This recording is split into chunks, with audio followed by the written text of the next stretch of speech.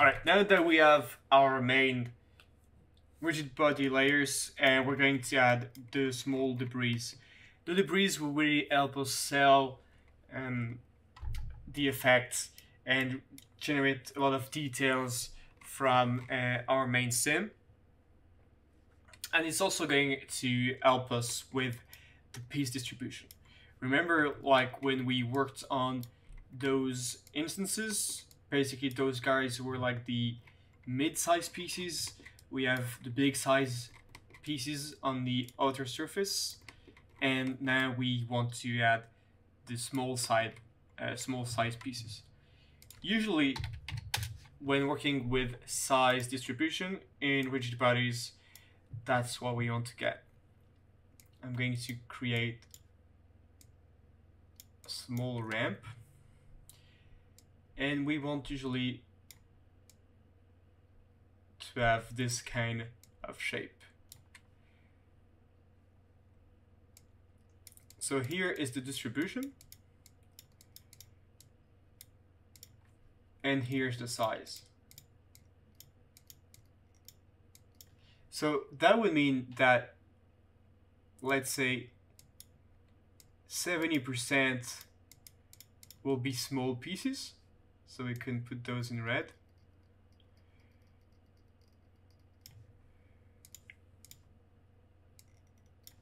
We would have 20%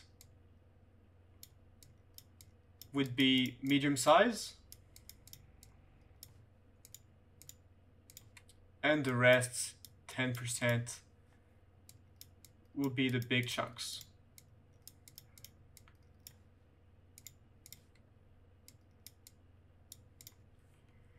That's really the usual distribution that works well for DI. So let's start right in with this debris layer. So this time I'm going to create a new geometry node. I'm going to call it debris. Cool. And I'm going to create an object merge, get unpack pieces. Cool. So for now, we're just going to source additional debris from the outside road. So I'm going to get the outside road, but like in rest position and unpacked. So this is here, out, unpacked pieces.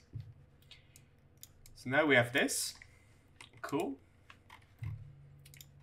And I'm going to remove everything but the inside surfaces. So if I click inside star, delete non-selected, we can see we just have the inside pieces now. That's cool. I'm going to make sure we do have normal baked on the points. So if I do a polyframe, we can see that now the normals are point attributes. And the reason why I'm doing this is because if we do a scatter node, basically those points are going to inherit the normal from the geometry. Alright, that's pretty cool. Same thing we can see here now. We want to keep the name. So I'm going to create an attribute promote, and I'm going to promote the name from the primitive to the points. And now if I middle click, we can see that we have our different name. Why am I putting everything to points, and why do I want scatter? Basically, this scatter is going to be the source of the debris. So that means like the density of the scatter will be the density and the overall amount of additional instances that we're going to source.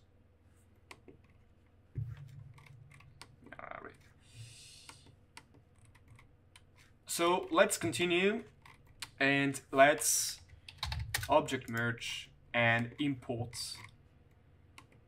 our rigid body simulation. So here I can create a null, and I can call it out RBD point cloud. And if I do that, object merge, and I transform pieces of it there, we can see that the points are moving. They're like transformed by our simulation, which is really cool. So now we can, maybe you can ask me like, yeah, we want to instance debris, but we don't have any debris geometry. So I mean, either you have the environment or the asset department that will give you the right instances for that. Either you can create your own pretty easily. So now basically I think we're just going to redo the thing that we did here. So I'm just going to copy and paste everything.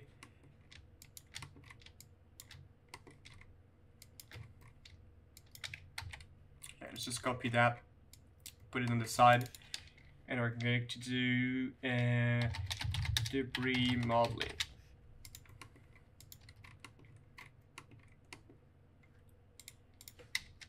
Alright, let's create that.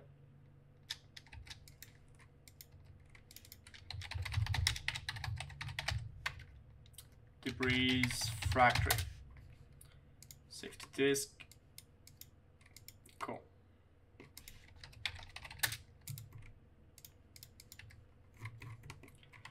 So I feel maybe we can increase the amount of cutting planes. Let's try that way.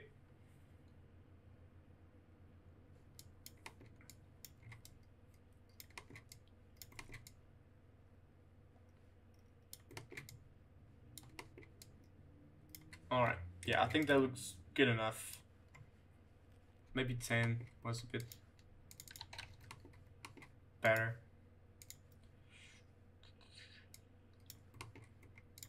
Or middle ground.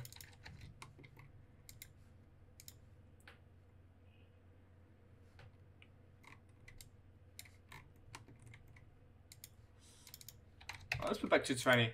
20 was good.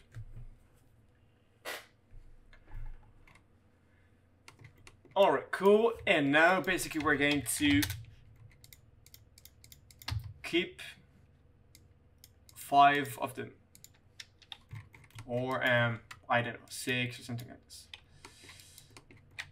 So let's keep the big ones that are that don't really have like crazy shapes. So this one is interesting, this one is interesting, this one. So we have 4, and the last one is this one. So the blasts, they're like non-selected, and we're going to keep those 5 debris. Sorry. Cool. So now we're going to do for each name primitive.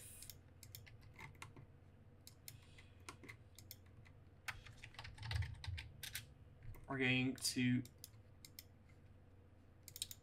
snap them to the center of the world, just like what we did before.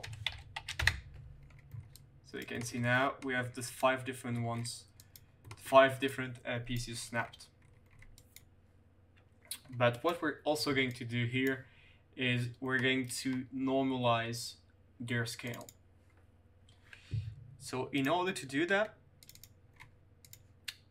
we will use the B box and the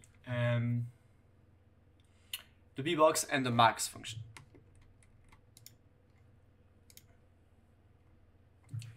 So basically we're going to do 1 divided by max of the B box in the X size.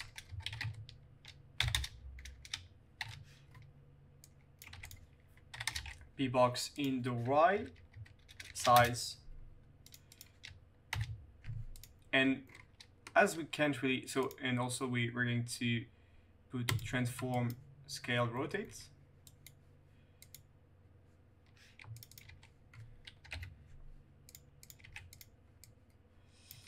All right. And as we can't really put a third input to put like the Z as well, we're going to do a max and compare with the max of the two with the Z. So it's like kind of like a double max stuff.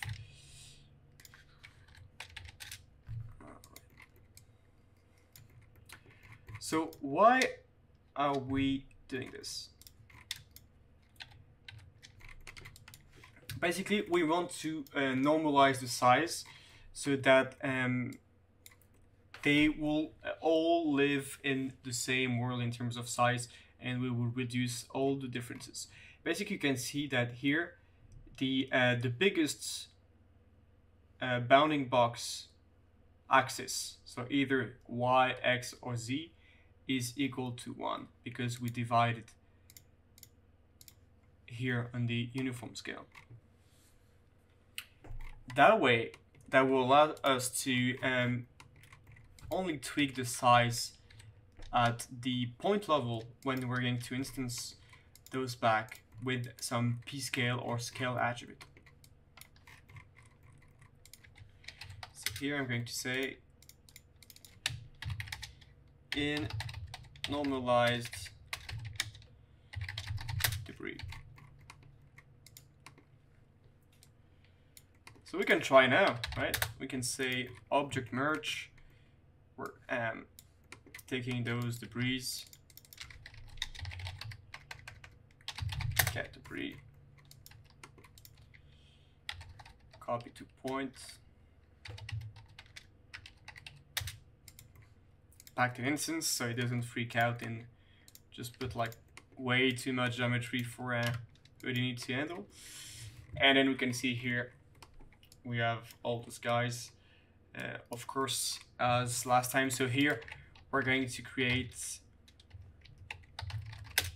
an instance num attribute for instance number, and we're going to say it's 0. The reason why I created here is to make sure that we bake it as an integer, and that way when I do attribute randomize,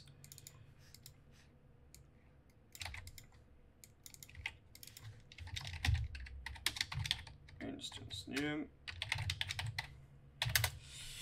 when we randomize it, then we will be sure that you can see here we don't have any float values, because if I remove this, we can see we have some float, and we may want to make sure it's integer that we're playing with.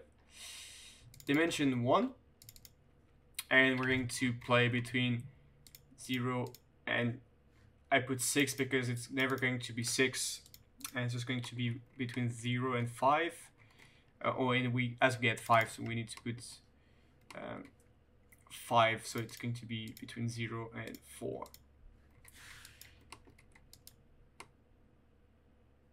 Alright, that's cool. And we can basically use the same for which as we used last time over there.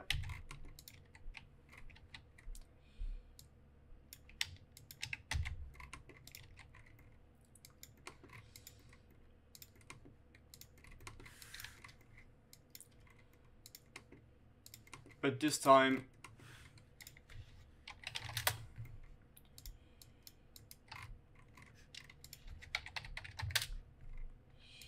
can put here a connectivity.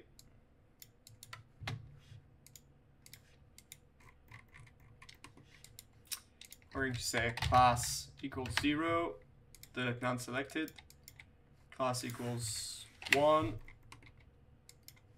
class equals 2,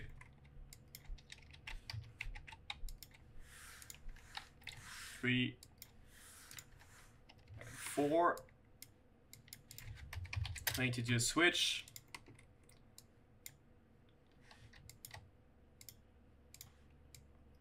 Cool. And here the switch adds per input. And we're going to do detail -1 iteration or value. Let's put value, it's better.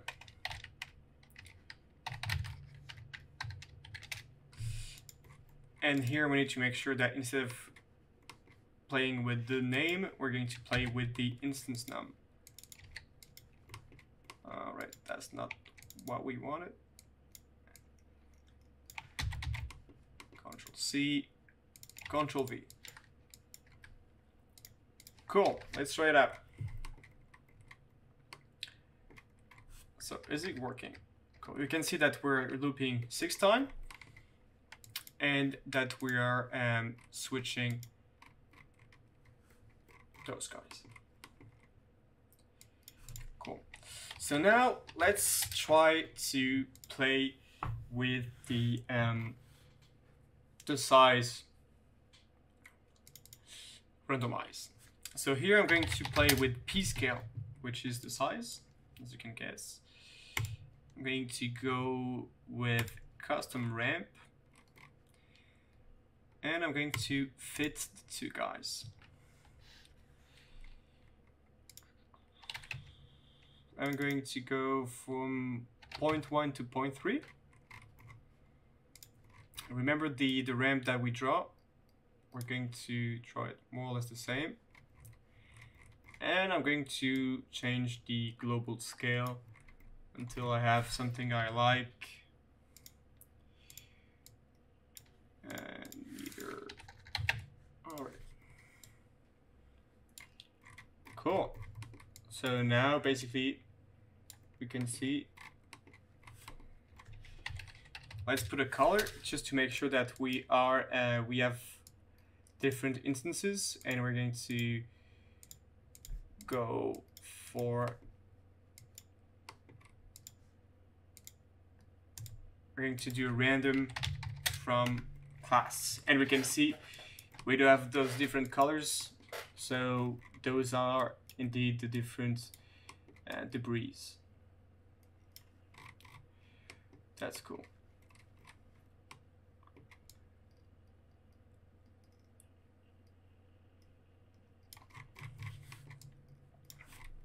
All right.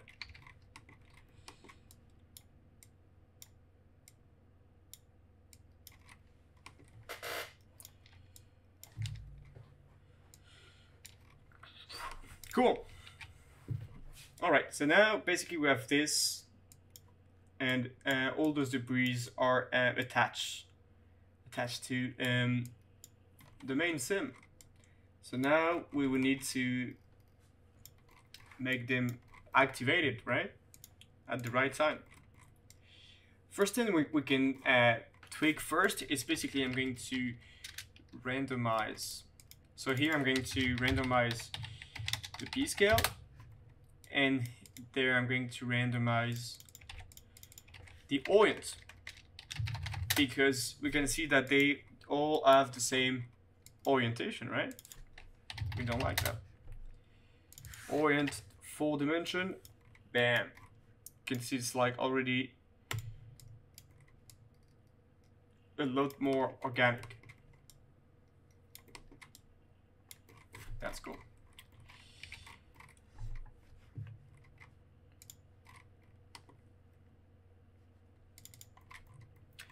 What else do we need? What else do we need?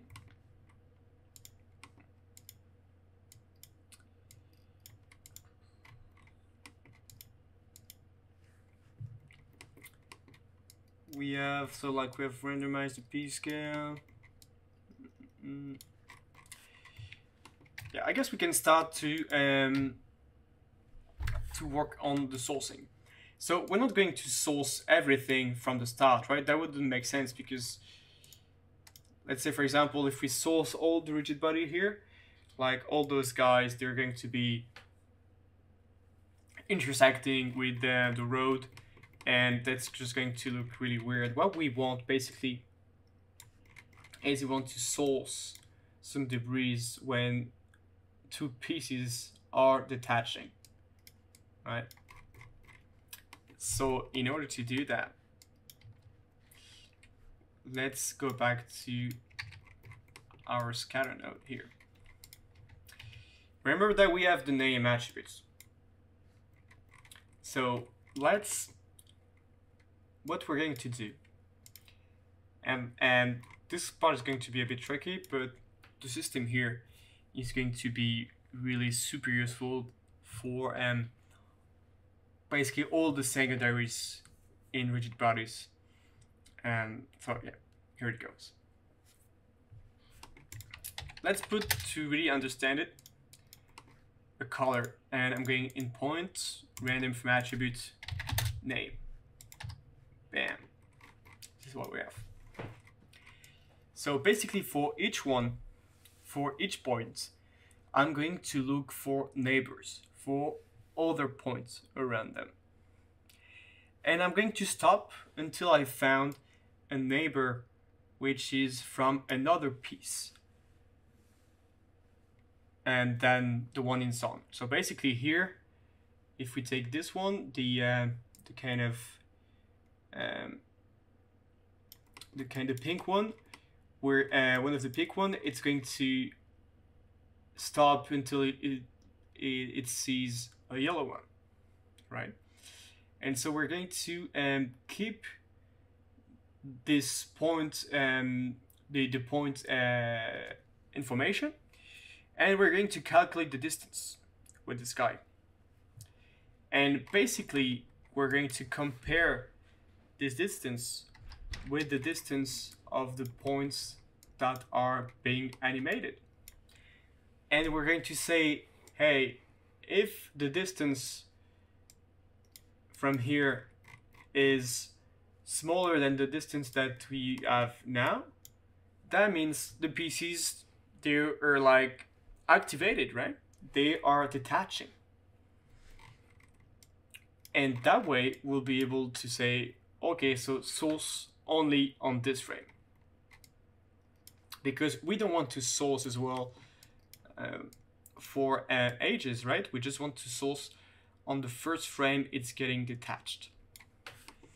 So let's start with calculate the distance from another point. So here, if I go to debris, I'm going to call it find matching neighbor. Int neighbors, and it's going to be a list. That's why I put those guys. Near points 0 because we're looking at the first input.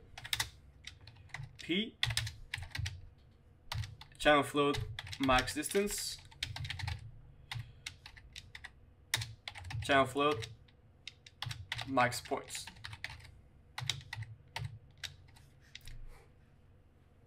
So basically we're going to look at all the points that are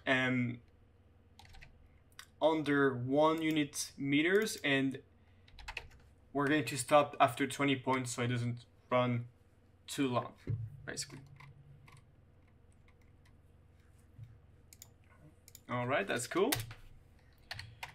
So here I'm going to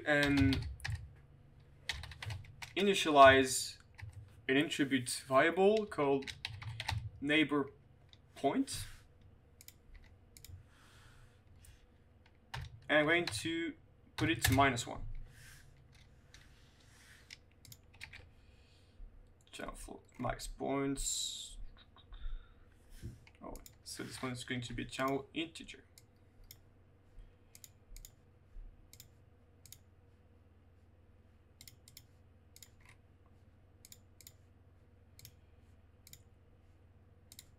Because like we can't have float on this guy.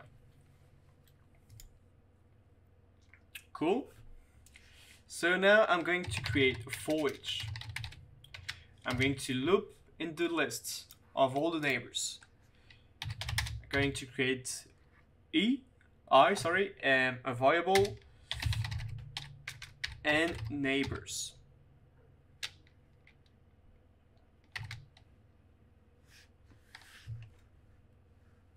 So I is going to stand for iteration.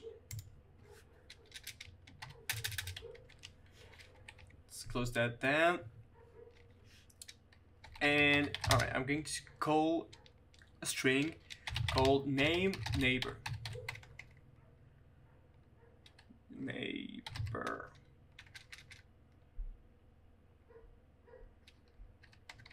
Neighbor, right. You're going to be point 0 name I, the iteration. If the name of our point is not equal to the name of the neighbor, then cd equals set 100, just to make it red, just so that we can see it. All right, so that means like we can see that we have done something here. Basically, every time the points are red, that means that we found some points that are from another neighbor, that found like a neighbor point that is coming from a different piece. We can see that it's actually working because on the sides, as we don't have pieces on the sides, it's basically they're like remaining on the random color of the piece. Okay, so that means it's working. We're doing something here. That's cool. So basically now we're going to say neighbor point, the thing that we initialize here, is going to equal to I. And we're going to break, because once we found one, we don't need to search for other one. Neighbor point.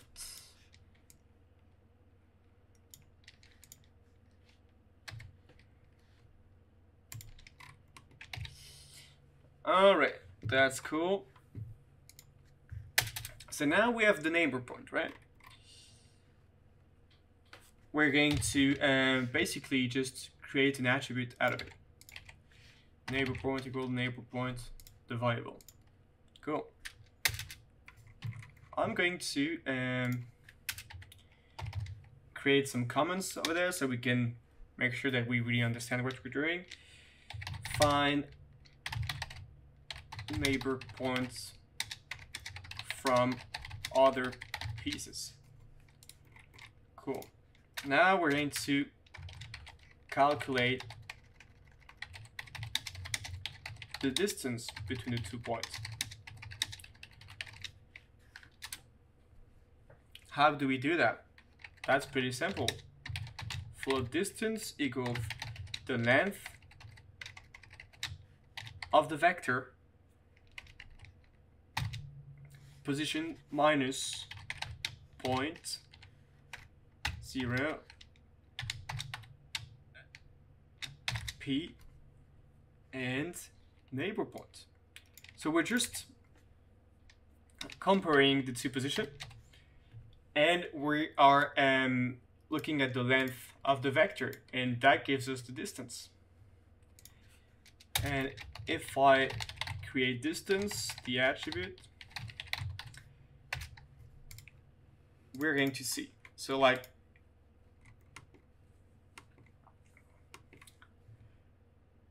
we can see that we have some distance between the 2 points.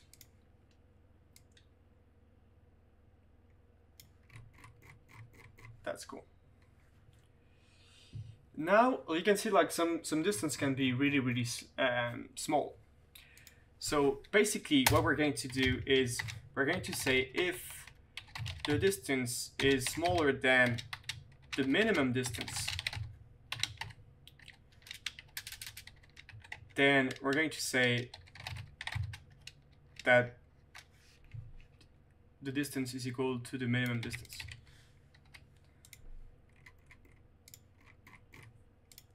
So like, let's just put like 0.1. So it's not that small. So you can see like allowed are 0.1. So to sum up, we have two things.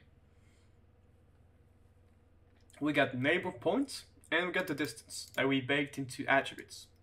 Alright? We can see that the really big distance, they're actually coming from -1. So it's actually, they didn't find any neighbors that are different. So that's cool. Let's not worry about this. Cool. So over there, here we're going to say, well, now activate the debris. Let's do activate points. We're doing this after that we transform. Basically, we're going to compare the distance at rest and the distance animated, right? So let's create a float called actual distance. And it's going to be the same as always, the length between the position and the position of the neighbor point, right? So P and neighbor point attribute. Cool. Now we're just going to say, well, if we actually, there is a neighbor point, right? So if we're going to say if neighbor point is not -1, because that's the one we initialized by default, we're going to say we're going to work with only those that actually found a neighbor. That's cool. Now let's compare basically the distance with the actual distance. So we're going to say if actual distance higher than the distance that we calculate at rest, and we're going to multiply it by a distance multiplier. That will give us freedom to tweak basically when we want to activate those guys. So the default will be 1, so we can do like 1.2. So like, let's say we have a distance of 0.1. So when the distance is going to be higher than 0.1 times 1.2, so in this case it's going to be 1.12, well, it's going to activate. So we can just set the color just to see it in the viewport, and we're going to put it as yellow. So we can see like something is not working here, because well, it should be yellow by default. It should only be yellow when they are getting activated, right? And I think it's just because we might have misspelled the neighbor point. Yeah. All right, neighbor point. Point.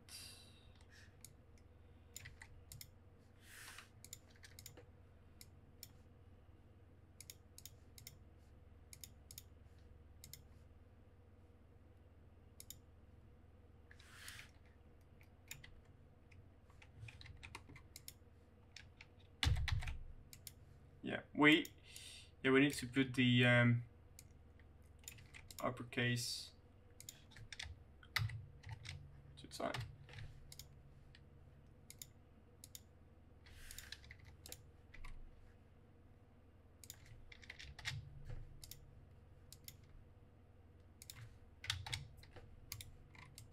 Right, that actually worked. So it was just because we misspelled the attribute. Cool, so now basically we can see when it's not activated, it stays red. And when it's get activated, We can see that it turns to yellow.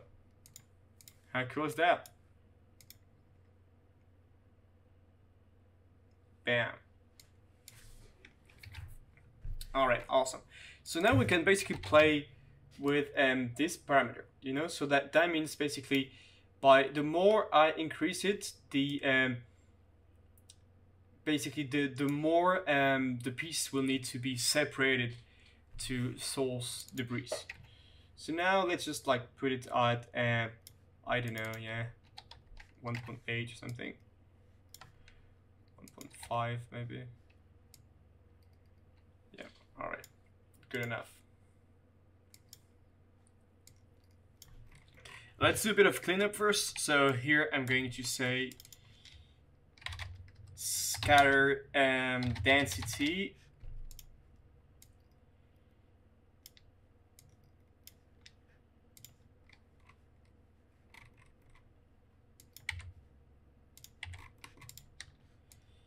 here. I'm just going to put that down a bit and say instance debris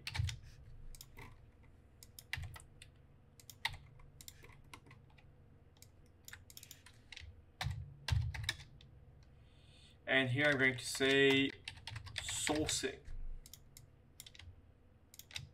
Cool. So it's pretty cool. We're in a good place right now. We have basically we're sourcing at the right place. So when the pieces are basically detaching, which is cool.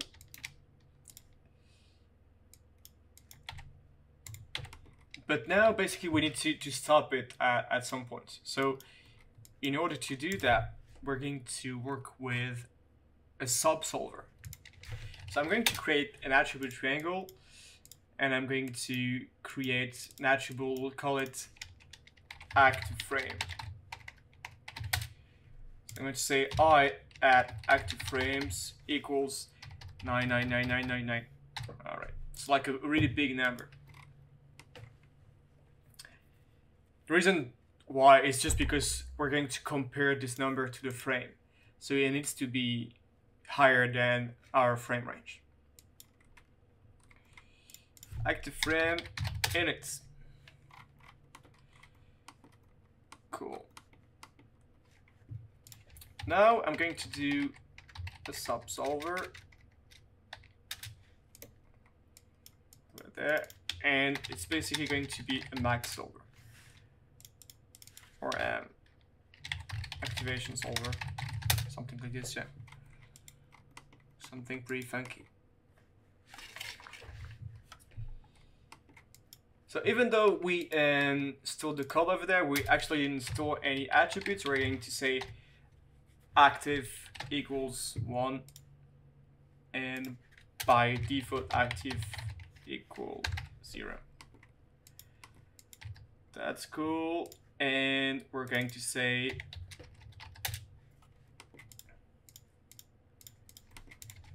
let's put an attribute triangle in points. Let's call it solver, and then put the input 1 into the first one and the previous frame into the second input. We're going to say if active equals 1,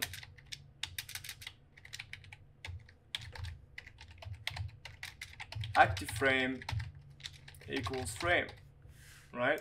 Pretty simple. Let's just see if that works. You can see we have some stuff changing, right? But the thing is now they're like also changing every frame, and we don't want that. So we're going to compare basically with the previous frame, and we're going to say get the minimum between the new frame and the previous frame. So if we say active frames equals min active frame and point, and we're going to look at the previous frame.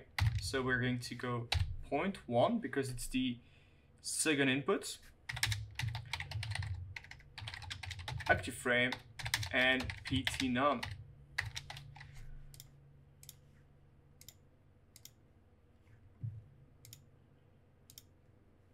So now you can see basically when it gets activated, it doesn't change anymore. And that's pretty cool because that's what we want. So now basically we can say keep sourcing frame.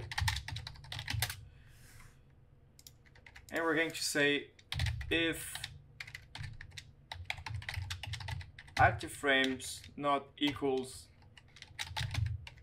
the frame, let's just remove the points.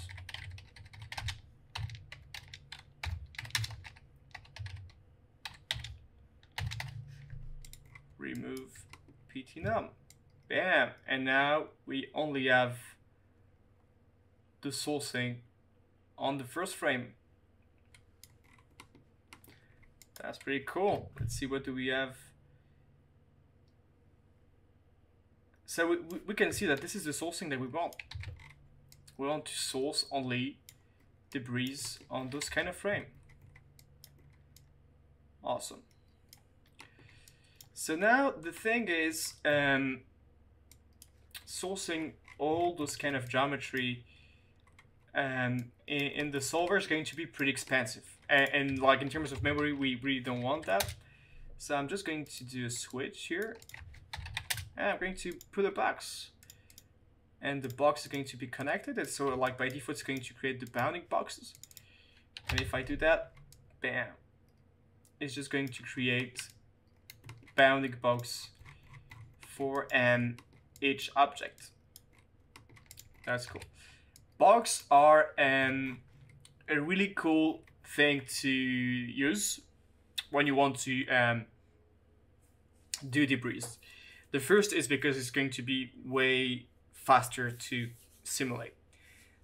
Also like the good reason about it is also like the banding and the representation of the object. It's basically when you have convex all.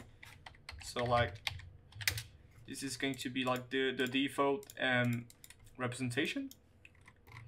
Well, sometimes even though like it collides on the ground, it will spin forever. And like if you have boxes, you will have a lot more chance that it will stop way faster and without, you know, like adding some additional velocity or an angular velocity decreased over time, some stuff like this, some additional forces.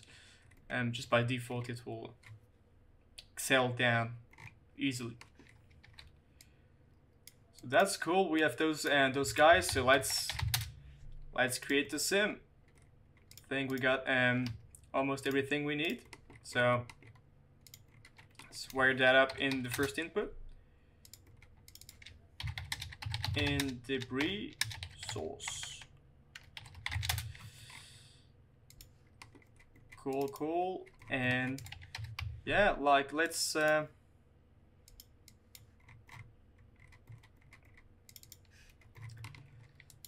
create the same thing that we had over there.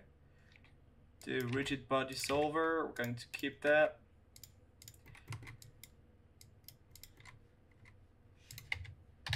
And here the IBD packed object is going to be debris. First contexts, inward velocity from point velocity. We're going to do box. Physical, we're going to reduce the bounds. And let's call that debris sim. Alright. So we have now all those boxes. Yeah, so we just might want to... Oh, that's cool. They're actually just giving the velocity already, so that's a good step. Let's see, what do we have? Alright, we don't have anything. Why? So random. Now it's because, like, basically at the first frame, we're not telling Bullet that you have to add every time all the pieces, and because that's not what we want. Can you imagine, like, if we're working with this, like we're going to say each time you add another object? No, that's nonsense, right? And the way we can do that is by just, if we change the creation frame to be every frame, that means like every frame is going to create new objects, right? Let's try it out. Let's put $F here. Bam. And then you can see it's working now. We are sourcing different geometry every frame.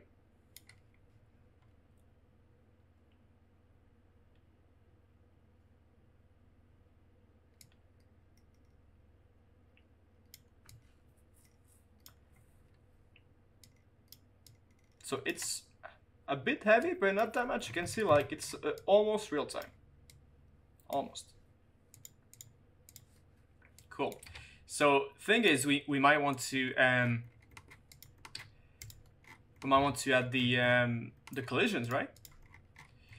So let's put the collisions on the side. So I'm going to say here main RBD sim collision.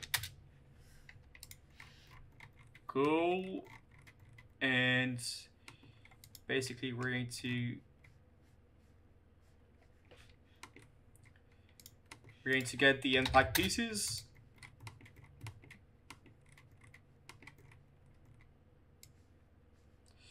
Now actually we're going to get the convex decompose, right? Remember those guys? I'm just going to create a null here at first position, and we're just going to say packed pieces. So I'm going to get those here and create a transform pieces. You can see here it's not packed yet, so I'm just going to put like another or we can just, yeah, let's just we can do this that way. Call it proxy then. Proxy pieces. Remove create name attribute, create packed object. That's cool. Objects, and we're going to get the point cloud out RBD point cloud. Cool, and you can see now we have the collider.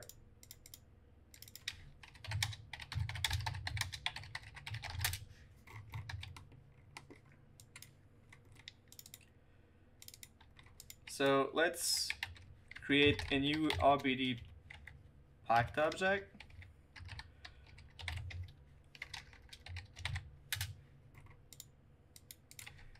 To merge it, reduce the bounce. Basically, with most of the time with widget, we want like really subtle bounces because otherwise it doesn't really make sense, especially like with heavy objects. Generate velocity from point velocity. We're going to do create animated static object. We're going to say road collider. Cool. And here debris. Bam. There we go.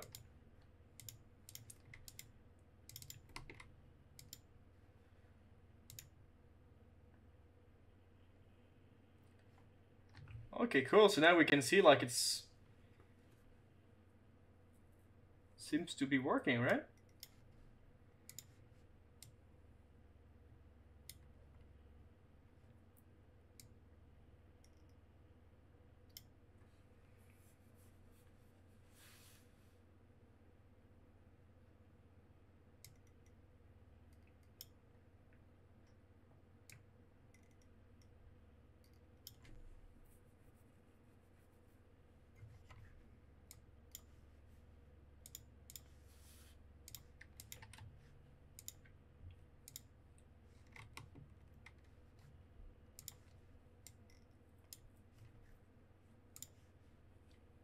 All right, here on the simulation, we can directly just call out for the debris. Bam. And let's just look at what we have like with the two layers. So it's working pretty well, I'd say.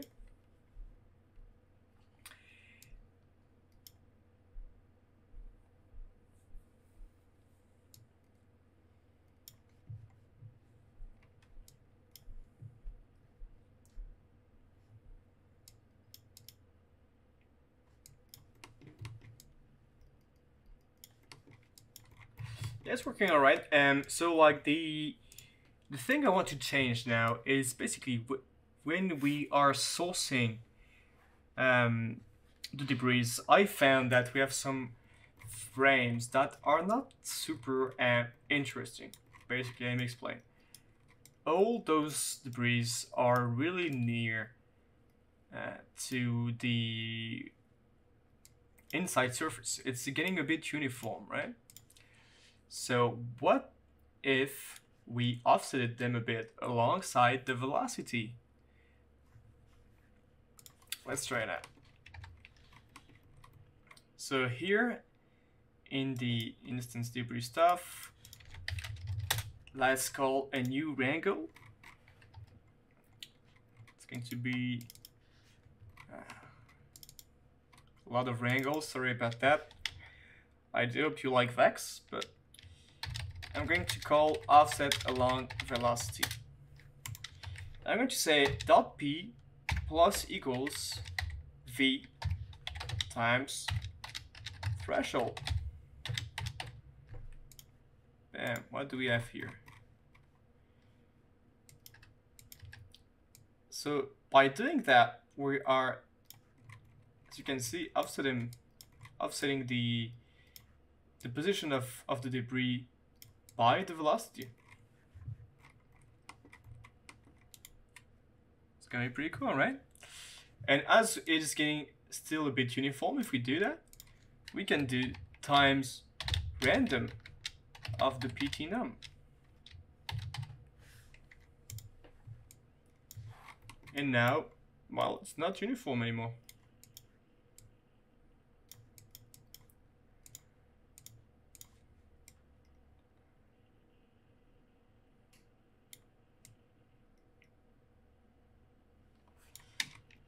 Let's see how they look.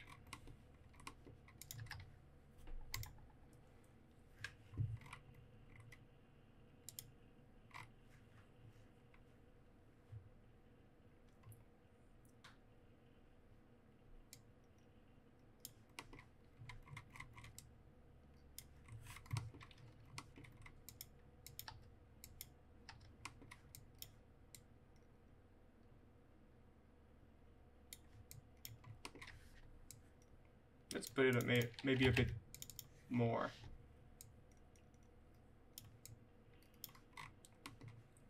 Point 1. Let's try point 1.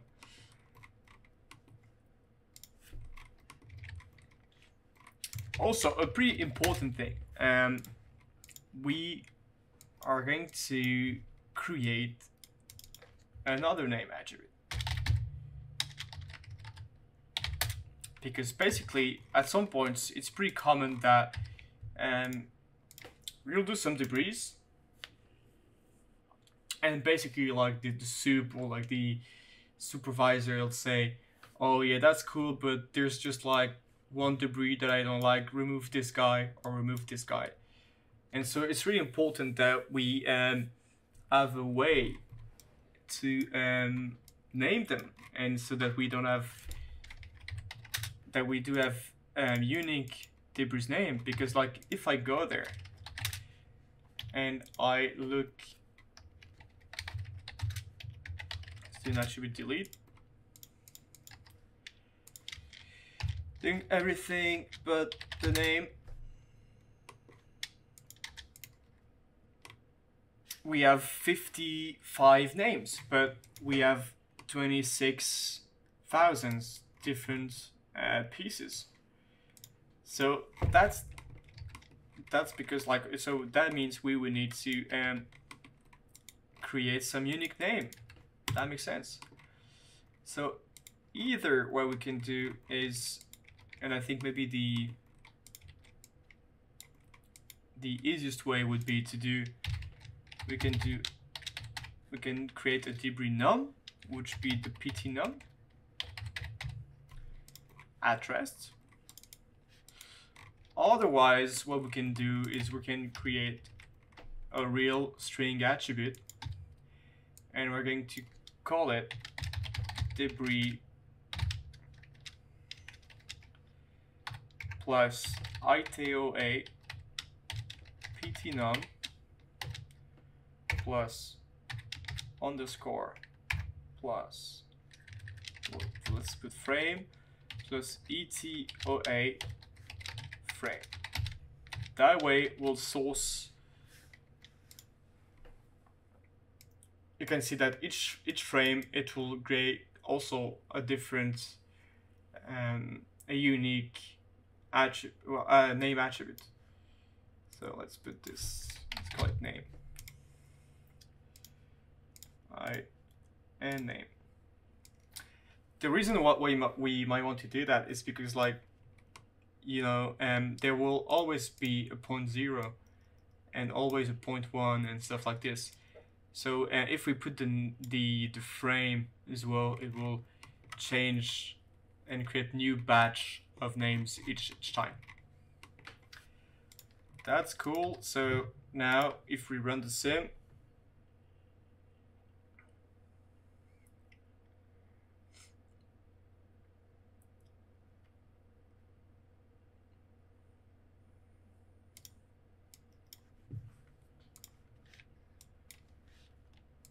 and like, let's try to remove one of the debris. So I'm just going to attribute promote by primitive because it's way easier to remove, to select the primitive.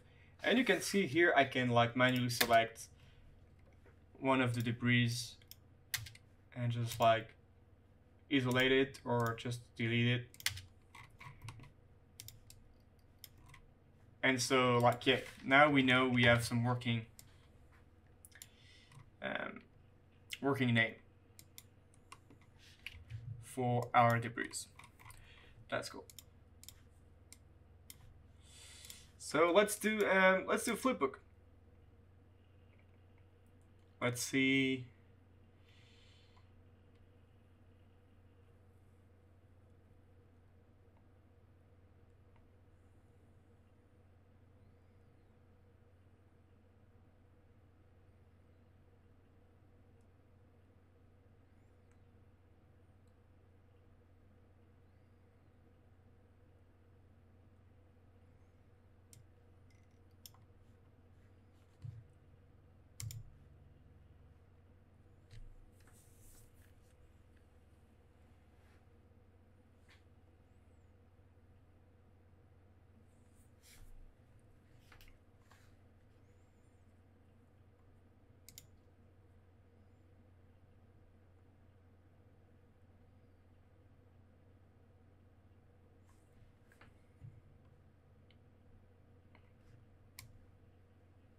Okay, so what we can see is that at first it's really it's really too much with our velocity. You can really see the streaks on the debris, and at the end it's not enough basically. So what we're going to do is here on the offset along velocity stuff that we created, we're going to normalize the velocity. So we keep the direction, but we just don't keep the length of the vector. And that way that will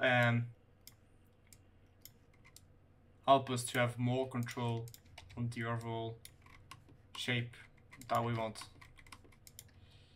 So let's run it again. You can see it's pretty fast, even like with thousands of different instances and in full rigid body land. It's alright, it's not that that heavy.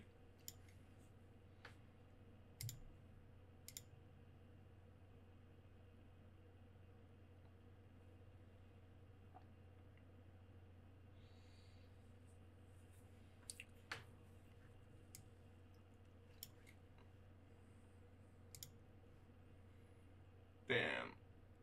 All right. All right. Now that we are pretty happy with the look of our debris, let's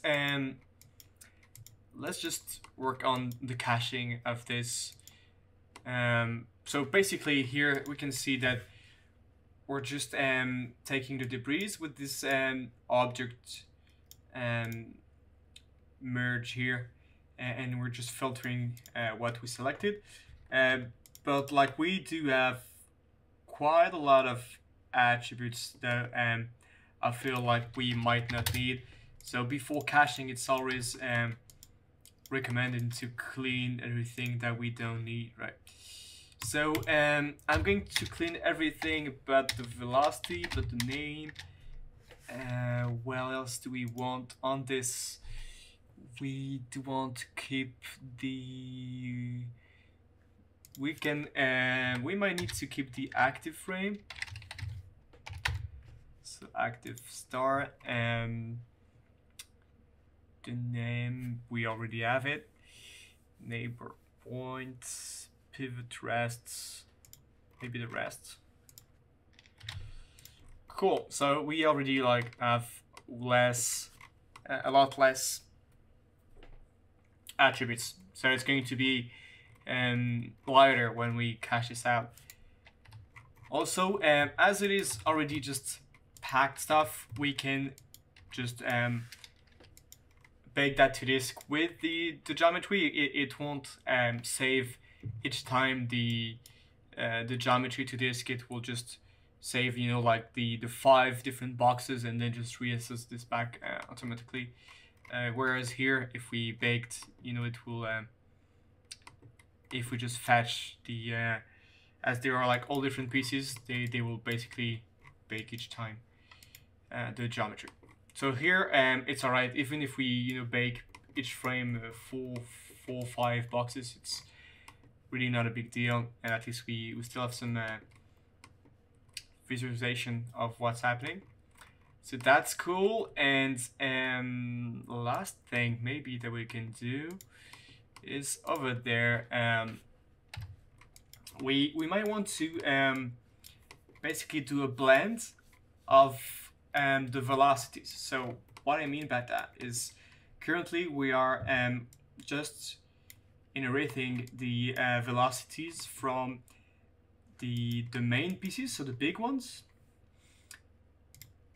You can see over there. And I think it would be more interesting if basically all the debris would basically have a blend between the velocity from their piece and from the neighbor piece as well. So what we can do here is, when at the place where we activate the debris points, what we can do is we can do v equals v plus 0.1, and we look for the velocity of the neighbor point, and we divide it all this by 2.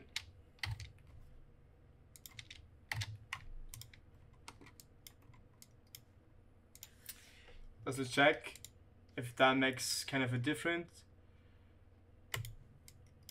Well, I think it does, right? I feel it's more about the overall length than anything, so let's just check something here. V equals that. Is it working? No, it's not working. Why is it not working? Oh, because we put 1, but I don't know why it needs to be 0. So that's good. So now we have access to the neighbor velocity, and basically, yeah, something is happening now. Cool. So you can see, instead of like being perfectly straight, they are not that much in line with the innovated velocities. So if I reset this, and especially like, I think we'll see a difference on the offset along vel.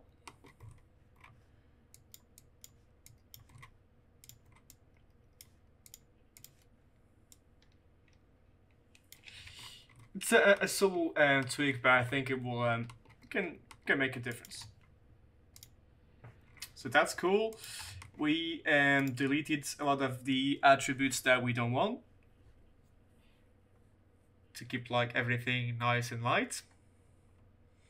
Cool. And so now let's make that out. So we can just copy and paste our file cache as always, and just rename it, and we're going to call this debris RBD simulation.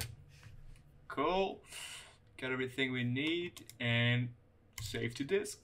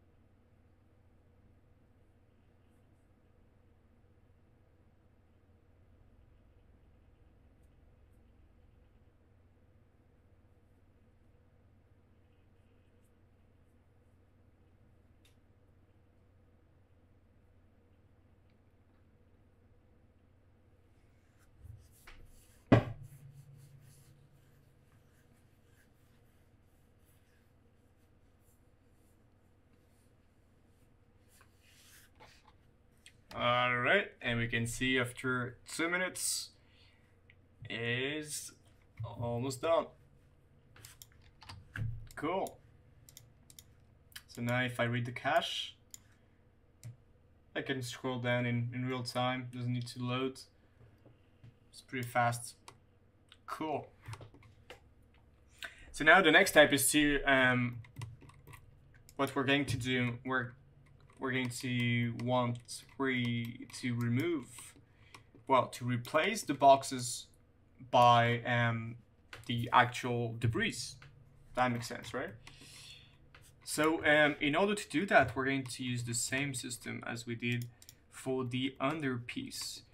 We're going to look for the full transform intrinsic attribute, and then we're going to convert it to scale and orient attributes. Let's do it right now.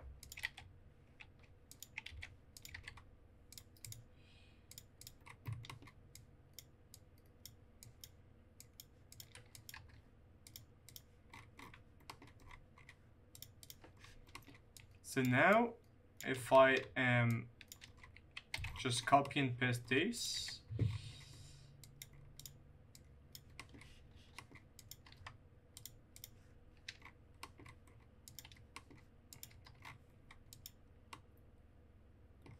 and basically it's not working anymore because we forgot to bake the instance num attribute. and this one is going to be pretty important. So I'll rebake this just later on, but in the meantime, basically the game is going to so like we are baking the full transform, transforming it to the orient and the scale attributes, and then the game is just going to make sure that we have exactly the same when we're trying to instance them back. You can see it's looking to be perfectly matching, so we're in a good place. And like now, we can see that we are playing with the debris now. Awesome.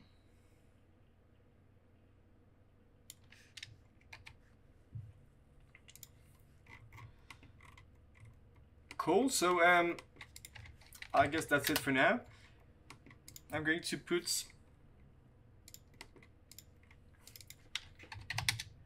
a null over there out debris point cloud, and we'll come back on all the layers once we'll finish the smoke and we will do the rendering. I'll explain this how to instance the right debris at render time. All right, cool, pretty exciting. I guess the other thing that we might want to do here is we might just want to put a kind of a pop drag, pretty subtle, right? And we can do a pop speed limit as well. So the maximum spin would be 10. The maximum speed would be 50.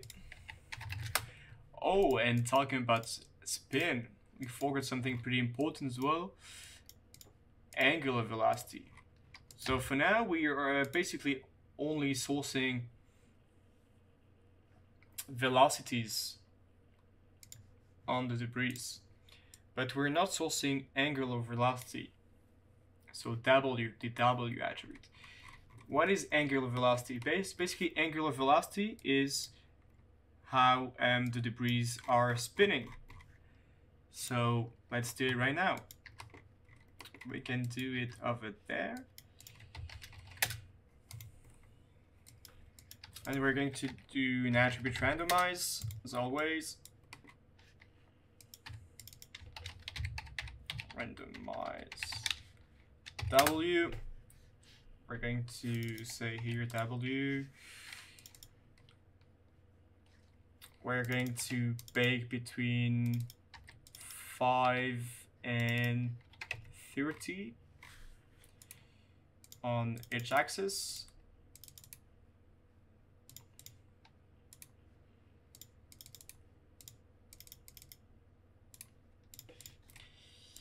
And then we're going to just do another randomize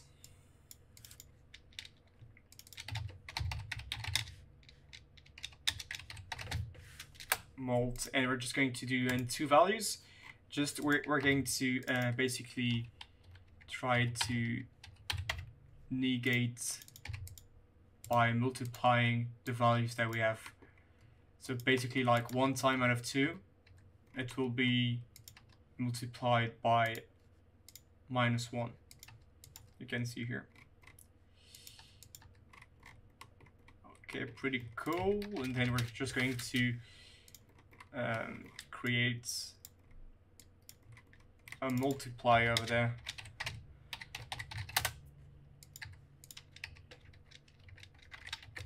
W equals channel float multiplier. I'm going just to put it at 1 for now. And yeah, let's see how it looks. If it's not going too crazy.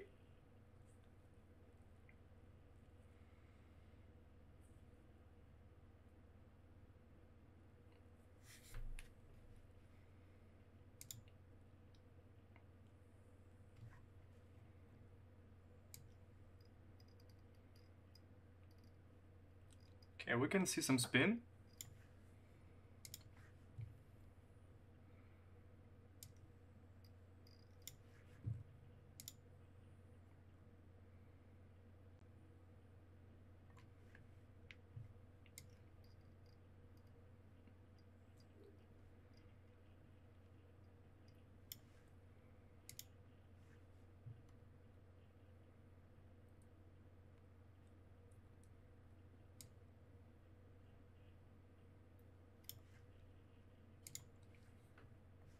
Let's have a look at maybe some of them.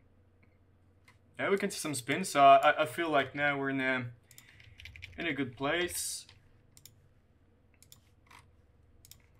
Okay, cool. So now we have our main rigid body simulation. We have our small debris only sourcing on the outside. Something that I forgot to add, but that we can add pretty easily, is to put the sidewalk as collider as well, and also maybe just the non-fractured road, and maybe even like all the inside. And we just put them like as either animated static or static for the sidewalk, for example. And then we should be good. So we can do it right now, basically. It's pretty simple. Let's do Ender Road Collider. We can do Sidewalk Collider. And an active road collider. So for the sidewalk collider, I'm directly going to look for this. An active road collider is over there. For the Ender road, I'm going to oh yeah, something I forgot to add here. The road collider, we need to create convex hole per set of connected pieces. On the road collider, it's fine.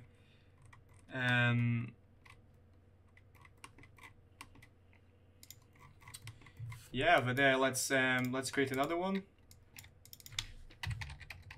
Under road collision.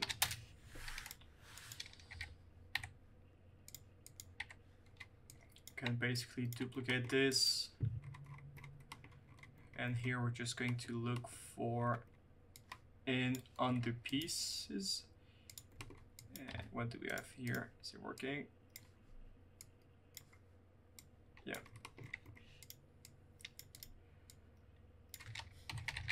Under pieces collision.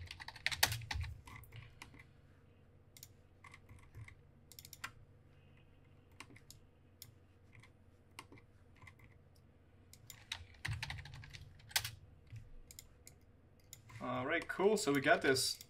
So that was it. That was just like the one thing that we forgot to do. And now basically what we're going to work on is the smoke. And the good thing about the smoke is that we can take a portion of what we did with the debris.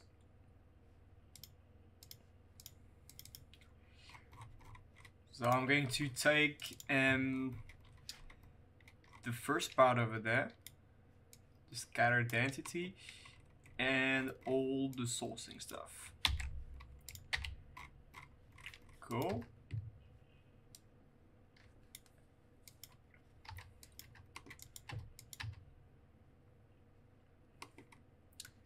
Pretty nice. All right.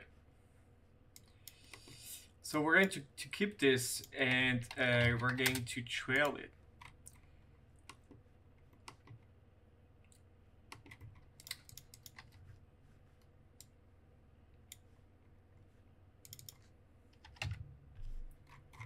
Let's trail it like 8 times, and Then we're going to create an add. And just before, basically, what we're going to do is we're going to create an ID attribute. So ID equals ptnum. And here we're going to polygon by group by attribute and ID.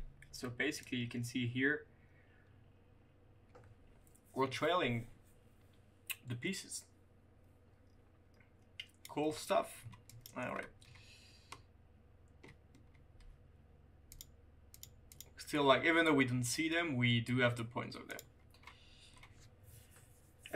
Cool. So now, just instead of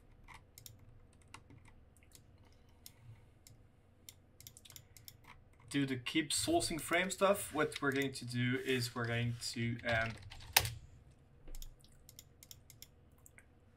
to slowly fade off the emission. So in order to do that, we're going to create our own age attribute. So yeah, let's do it. Float age equals fit frame, and let's active frame, frame, and frame plus lifespan. And here's going to be 1 and 0. So here we didn't really told Houdini what lifespan is, so int lifespan is equals chi for integer channel, and we're going to call it number of frames, and we're going to put, let's say, 15 frames for starters. And we can say cd equals age, just so we see better.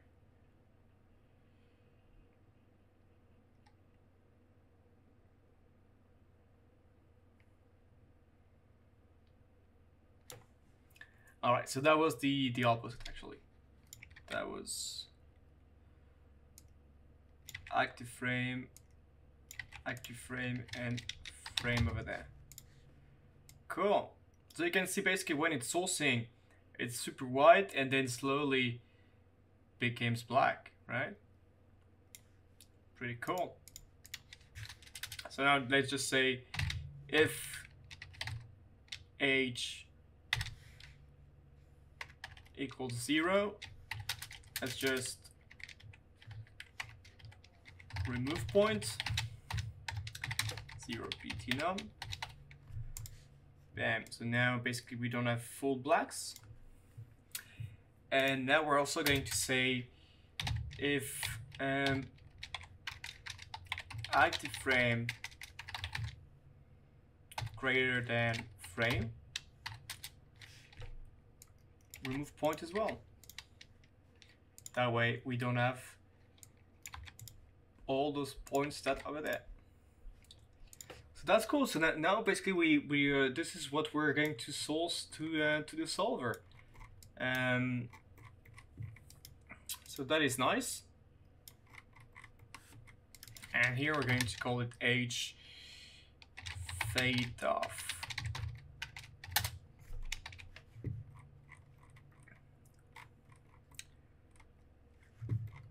Cool. We're going to just put it here in another one. Maybe we're going to call this shape. And after that, we're going to create a resample node to get more points basically over there. All right.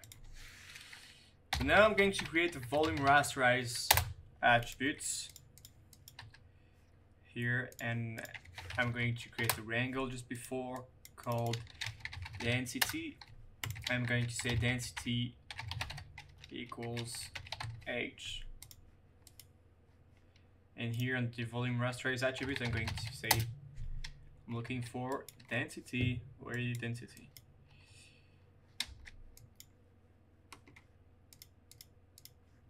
Alright, so we actually didn't really export the age, so we're going to say age equals age here. And now, alright, we see some stuff. Cool. So what we're going to do, actually, we're going to reduce the particle scale because it's actually really big for now. So let's put something around 0.05. And what we're going to do, we're going to copy the parameter and paste relative reference in the resample. Basically, you can see that if we don't do the resample, it's just going to be really steppy. So the resample is going to give us, basically, that's why I'm linking it to the particle scale, is that if we decrease this, we will need to resample more to have more points over there, right? So for now, 0.05 is alright. So now we do rasterize density. And but yeah, we're also going to rasterize density, velocity. So I'm just going to put V as well. I'm just going to split those. And then equals density. I'm just, or we can directly do it here. Just I don't really like that the velocity is showing in the viewports, basically. So in order to remove the velocity for displaying as smoke, we can say here velocity in volume, you adjust the visualization to invisible. That way we don't see the velocity, because sometimes it can create some like weird artifacts that we don't want. So alright, cool stuff. Here we can create a null in smoke source. Great. Let's create a dot network over there. And we're going to create the pyro solver. We're going to use the sparse. So if you don't know what the sparse is, it's going to basically, instead of creating just one big bounding box, it's going to resize and create multiple bounding boxes, and it's going to be much more efficient in terms of calculating just the voxels that we need. So we're going to create a smoked object in sparse as well. Smoke, and just over there we're going to create a volume source, and we're going to plug it in sourcing. Third input, not the fourth one. Source density. Let's drag and drop this, and we're also going to link the voxel size on the volume rasterize and the voxel size on the smoked object, so that now we're basically simulating at the same resolution that we are sourcing. So by default we don't have any field imported, so we need to go select one and just go back to source smoke, and we can remove the temperature, and we can enlarge fields to contain sources. That way basically it's going to tell the solver source at least the size, well, compute at least the size of the source. Alright, cool stuff. Let's try it out. Let's see how that looks just by the first test. Let's see if we can see something. Alright, so we can see some smoke, definitely. We can see the velocity pushes. We can see that it is dissipating really fast. So we're going to reduce that, but like, let's say just from like just a technical point of view, we can see that it's working. So let's go. Now let's turn down the dissipation to 0.1 maybe. And we're going to work on the source. For me, like a good pyro source makes a really good pyrosynth. Let's work on that. So the first thing I'd like to do is, like, now we can see it's pretty straight. So I'd like to add some noise on the source. So basically, I want to keep the points at the very top of the lines where they are, but it's basically sourcing more and more and more the more I go throughout the lines. So what you can do is directly you can use the curve view attribute. So like if you don't know what curve view is, it's basically going to create a ramp per primitive. So if I do color ramp from attribute, you can see here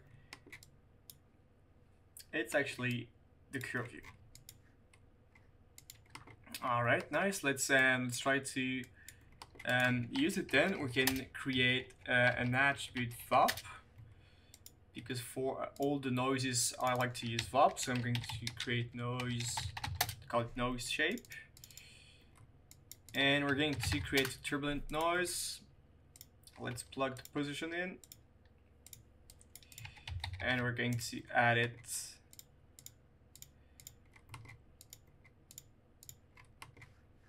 Some right click fax create input parameters. Sparse convex, and also let's create a 3D noise.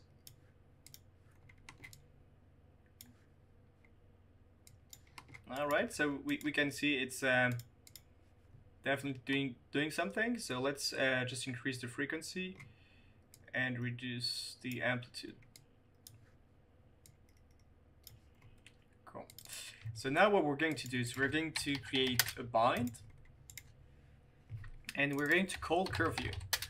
And basically we're going to multiply the noise amount by the curve view. So we can see basically we have some noise at the end, but we don't have enough. Like we don't almost have nothing.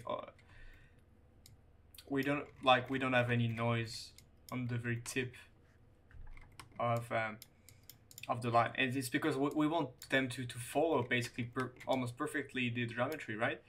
If I didn't do that, basically it will being kind of disconnected from the geometry. Which can be cool as well. We can try it out later, but for now let's just stick with this method. Cool. And so we noised the overall source. We can increase maybe the amplitude a bit.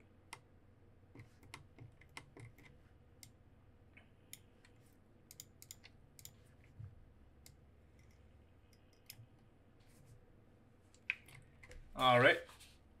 Now what we can do is we can source the velocities. We can noise the velocities.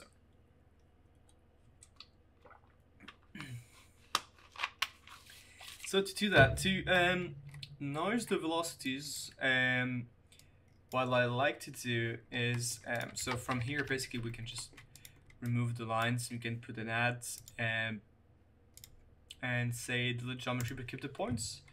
So now we just work with points again, and I'm going to create a wrangle, and I'm going to call it Normalize Vel.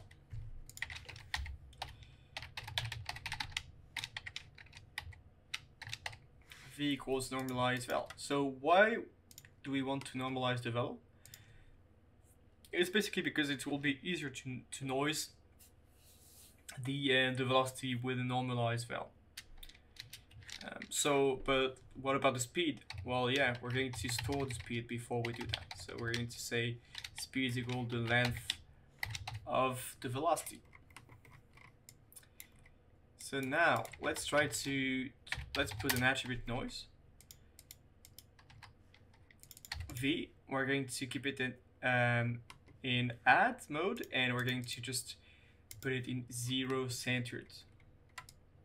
So now we can see basically the scale of the noise. We're going to reduce a bit the element size. That's alright. And now we're going to call this put back speed. And we're going to re-normalize the vel because we added something. So now the velocity is basically twice as fast. So we're going to re-normalize it, and then we're going to multiply by the speed that we kept before. Bam! And now we can see we have some like pretty easily noised velocity. The reason why I do that is because sometimes when you work with add, you can have like a really fast moving object, and you won't have the same influence on it than like with slow moving objects. So you would want to increase the amplitude, but then like it will be too much for the slow moving objects. So the best thing is just to, for me, that's what I like, normalize the vel, I noise it, and then just I apply it by the speed later on. Cool. So I feel like we're doing all right. Let's put a gravity force. Let's keep it subtle, minus 1.5. And we're going to put a gas disturb in block based, and it's going to be 0.2, should be all right. Let's create a speed field, and we're going to control the disturbance by the speed, so we don't over disturb when the smoke is going slow. I'm going to put that in advection. That's cool. Open, everything is good here.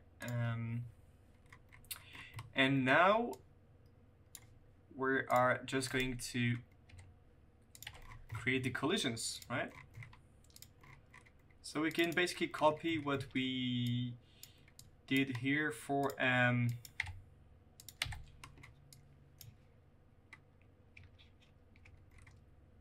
the debris. So let's copy this, and we're going to remove the assemble node. All right, over that, and we're going to create a collision source here. So like now we would have out main road collider geo, and here we'll have the VDB of it.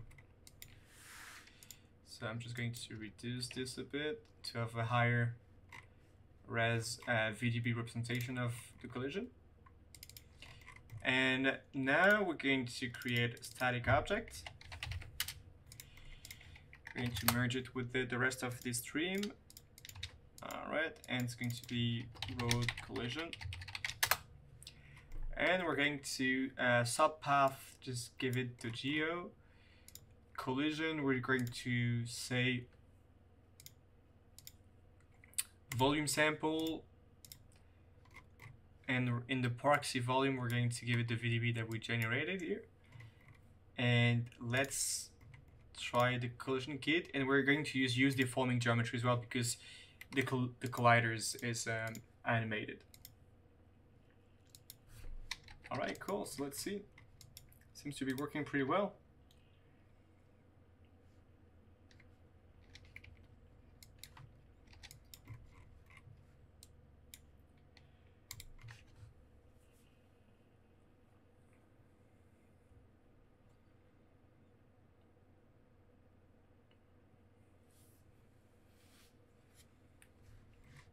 Alright, so is the okay, yeah, the VDB is animated, so that's cool for me.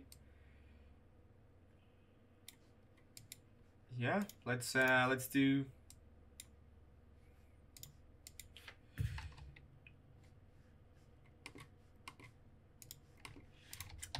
dot import fields. We're going to import, so like in this dot.net we're going to drag and drop the smoke sim. In the dot node we're going to look for our smoke object, and preset we're going to look for smoke, and we're going to remove everything but density and the velocity. Bam, so this is what we have. And now basically we can see when we turn on the lights, we can see some nice shadows, and so like it will be easier to work from this.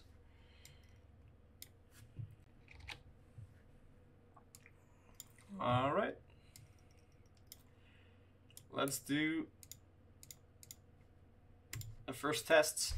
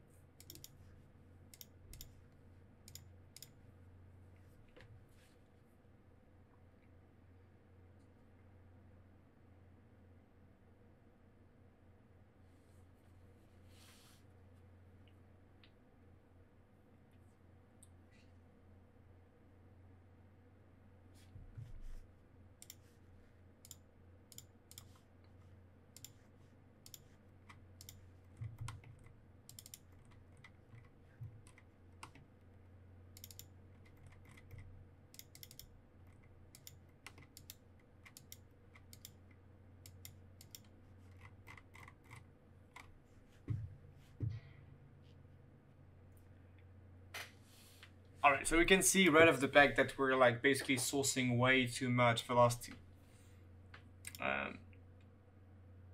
Yeah, we have like some pretty mushroomy shapes. So let's try to reduce the amount of velocity we're sourcing.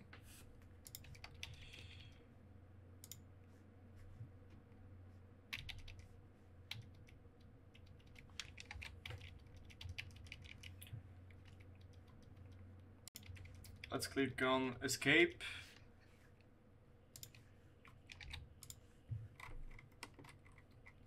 And here in the source, we're going to reduce it to 0.1, 1.5, 1.15. And yeah, let's try again. See how that looks.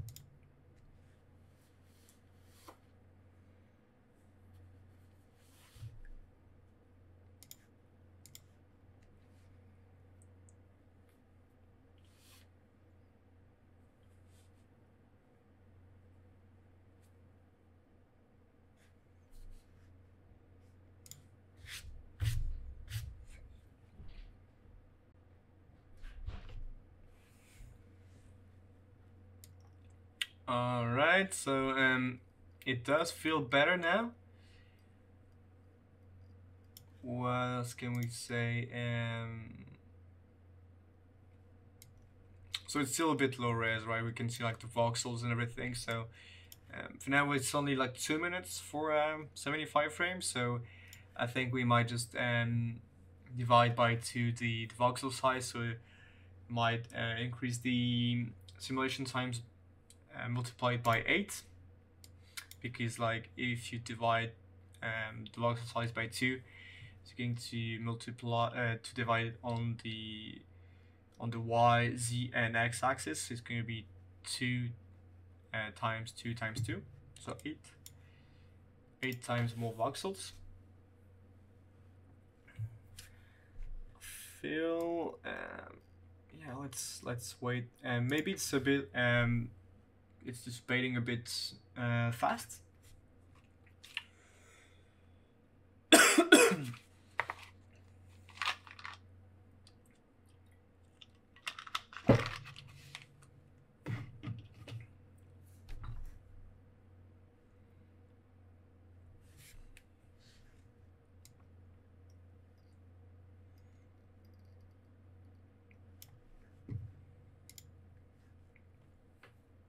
So we can see the disturbance.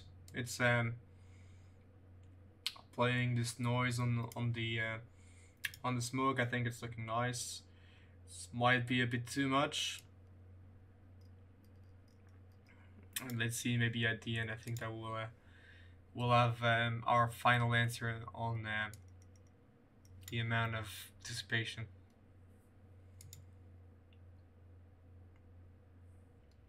Alright, so this is what we have currently.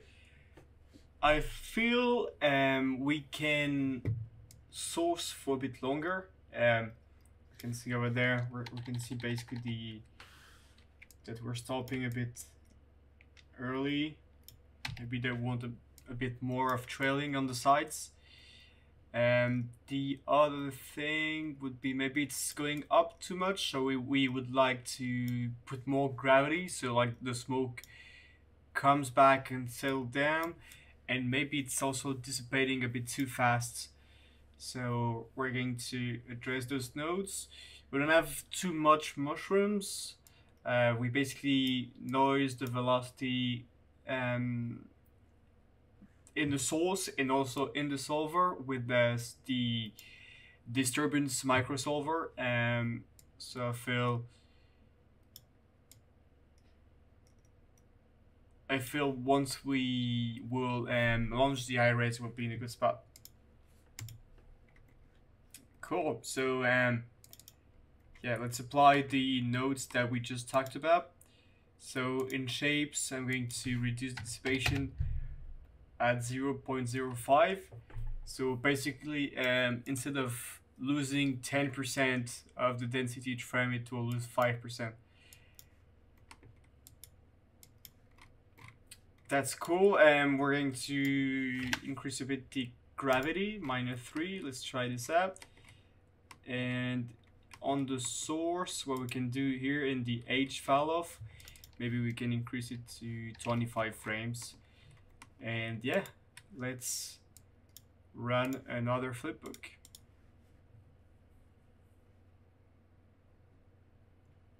Alright, so after 10 minutes, this is what we have.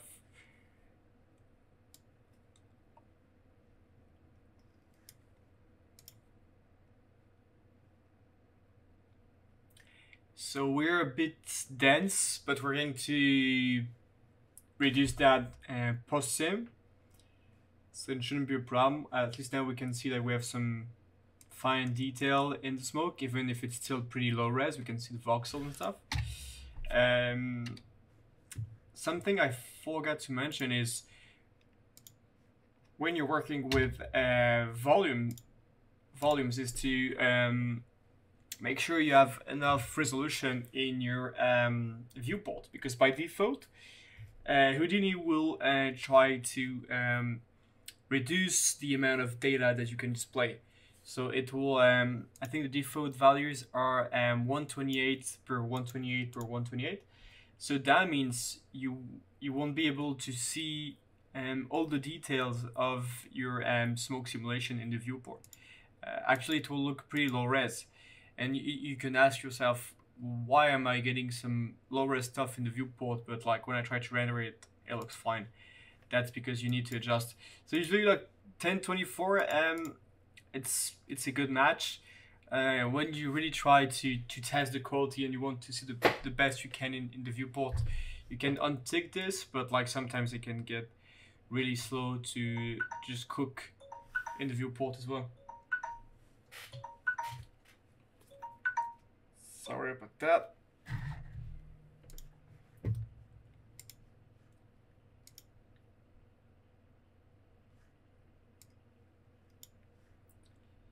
Yeah, so I guess now the next step would be to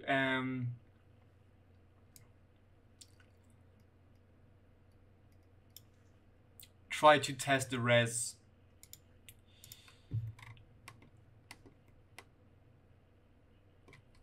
And let's do some caching first, so we can do some tests on the amount of data that we're storing. I guess it's working alright, so the only thing I would change is I'm going to emit for a bit longer, so we don't get the smoke detaching that much. I think for now it's like 15 frames. I'm maybe going to push it to like 25 or something.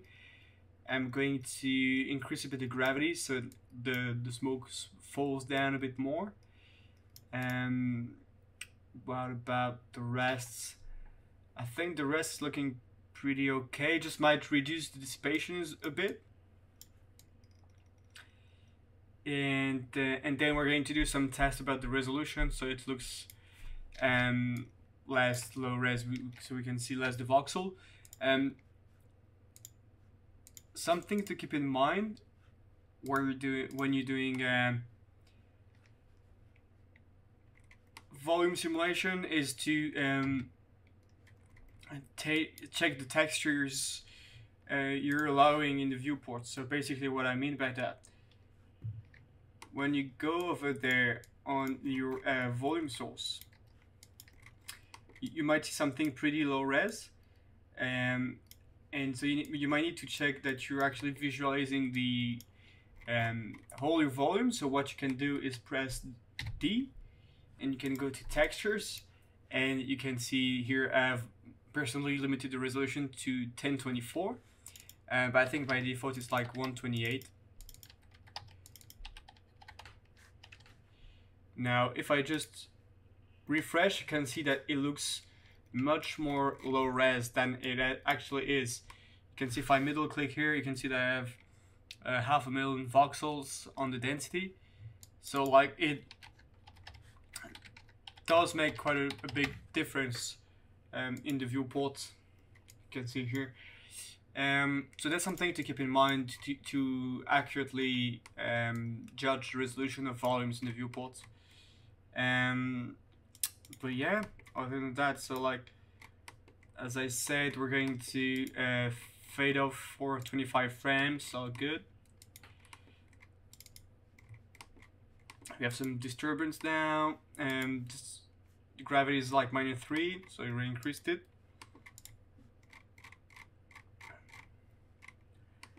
Yeah, I feel like everything else is working pretty well. So the thing now is that we're going to do some caching. Before to cache, so like you can see, we imported the density and the velocity field. We don't need anything else on this.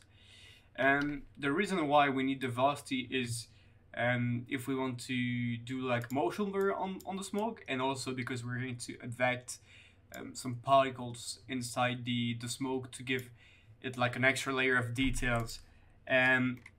So I'm going to copy the same old file cache that we've been using for the simulation. So, and I'm just going to give it like another name called main smoke simulation. And you know, as we're like using the $OS, it's going to each time create a different folder and naming convention for those guys. So it's pretty good. And so basically, if you have a look here and you middle click, you can see it's the volumes are showing green, so that means they're like Houdini volumes. The thing is, Houdini volumes are really heavy, and they take a lot of space into disk. So what I like to do here is I'm going to create a process node. I'm going to remove the apply look because it's going to create a shader by default. So there we go. We don't have any of the shader it's going to create, but I'm going to convert it to VDB, and also I'm going to resample the val and use 16-bit float. So long story short, it's going to reduce a lot the amount of data that we're going to bake to file. So what's going to, like, it's going to change the file formats. So like there's two main file formats for volumes. There's Houdini volumes and there's like VDBs. VDBs are a lot more efficient in terms of space. It's going to optimize the data, so it's like smaller in file size. Then we'll have a 16-bit float. So by default, we're storing 30 bits per voxels, 30 bit values. Most of the times it's more than enough to have 16 bits float. So this is going to reduce quite a lot as well, the amount of data. And the last thing is resample volumes and val. It's by default. So like we can see that basically density is a float voxel grid, and the val is a vector 3 voxel grid. So that means the velocity is taking 3 times much more space than the density in terms of data. And a cool thing about velocity is that we don't need to be it to be as high res of the density. Most of the times it's alright if it's a bit lower res.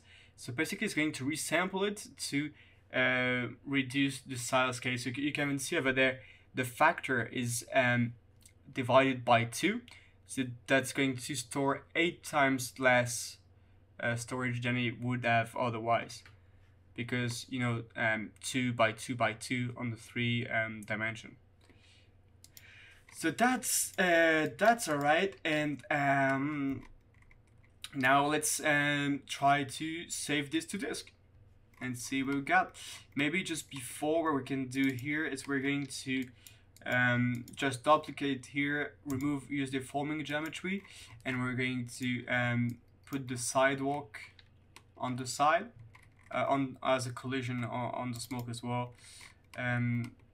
So what we're going to do here, I'm going to copy this and the collision source, and here I'm going to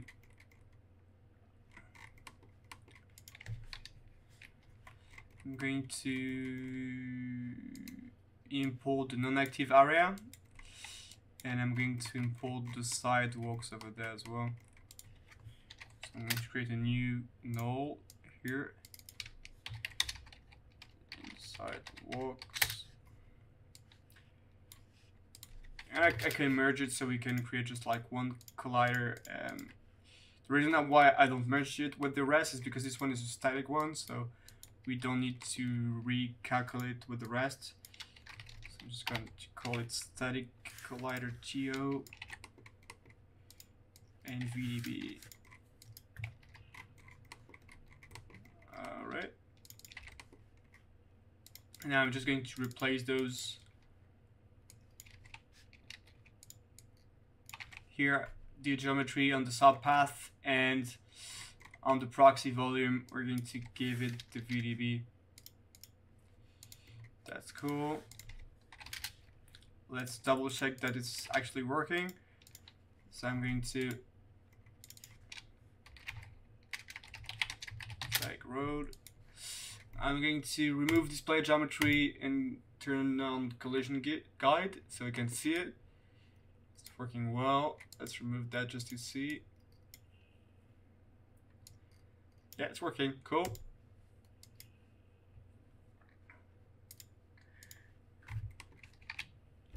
I guess now we're good, and let's save this to disk and see what we got.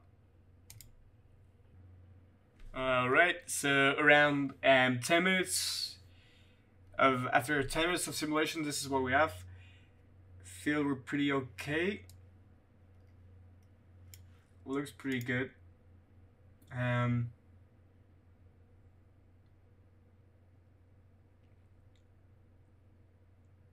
doing its job. Cool. So I guess now we're going to do some tests about the resolution, right? Just going to save this sequence.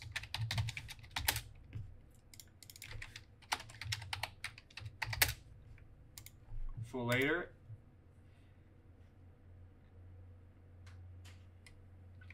So on my machine it took around 10 minutes.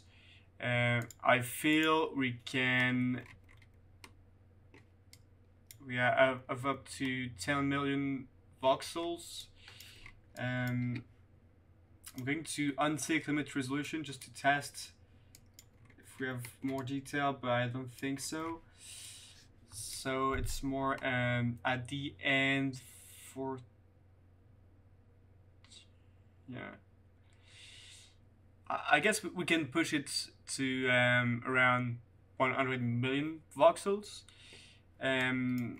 So that would mean 8 times more voxels.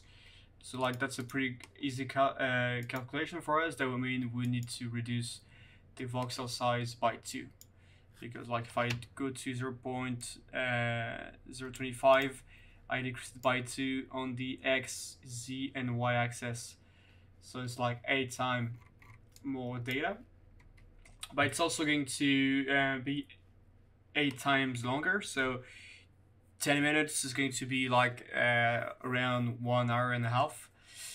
So that's more than okay for what we're going to achieve. So yeah, we're going to launch this in high res, and then I'll come back to this. Alright, cool. So I launched the high res, and I'm just going to keep the mid res that we created for now in the viewport so it's faster to load. And yeah, now we're going to switch into the affected particles. So I'm going to create out smoke here. Cool. So for the affected particles, I'm going to create a geometry node.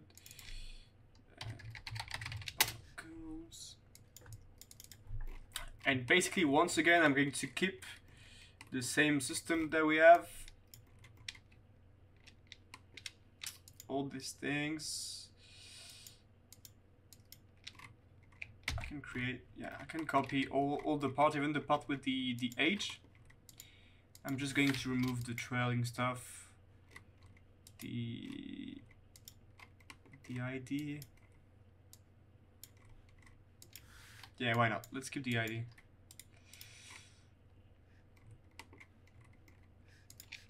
Or I can trail it, but like I'm going to trail it only 2 frames. Let's see what we have now.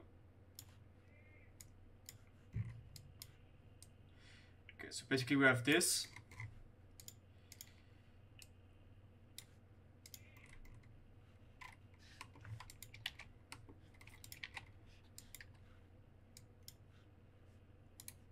We're going to put a resample.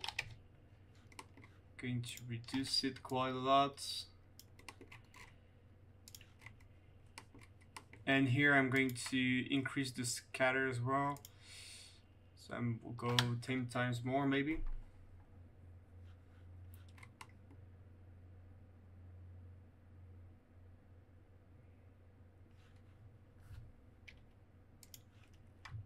Then I will need to recalculate the solver here.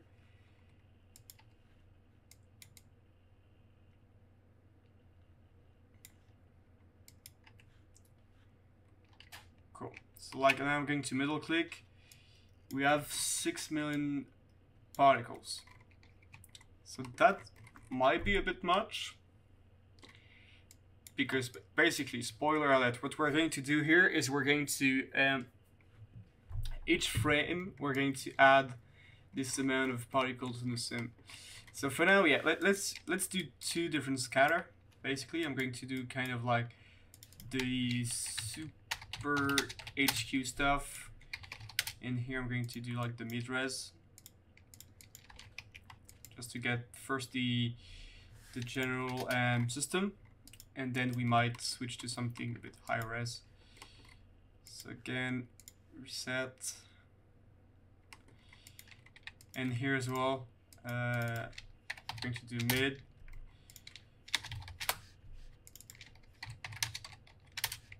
Super high res. Sample. Okay, I'm going to do a switch.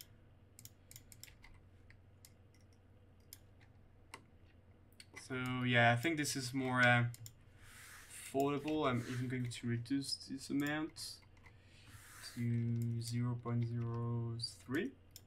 Cool. Then we're going to create an add node to remove basically all the geometry, because we don't need that. And I'm going to delete quite a lot of stuff, all the attributes that we don't like, that we don't need. So we're going to delete everything but the velocity, basically, yeah.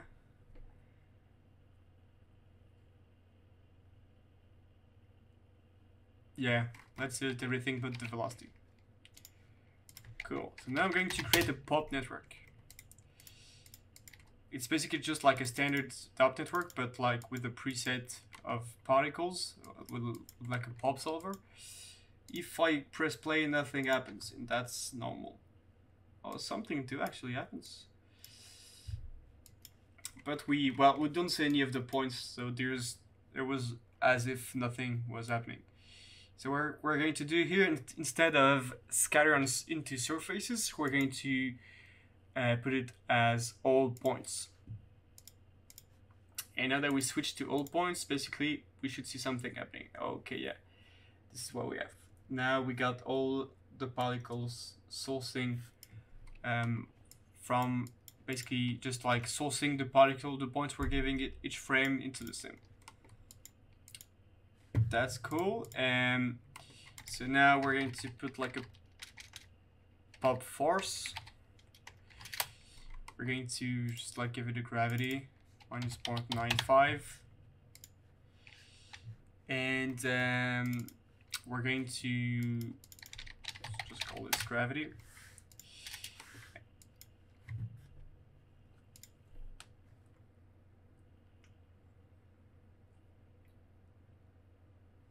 Okay, so now basically we see the stuff falling down, and we're going to reduce quite a lot the lifespan of those guys.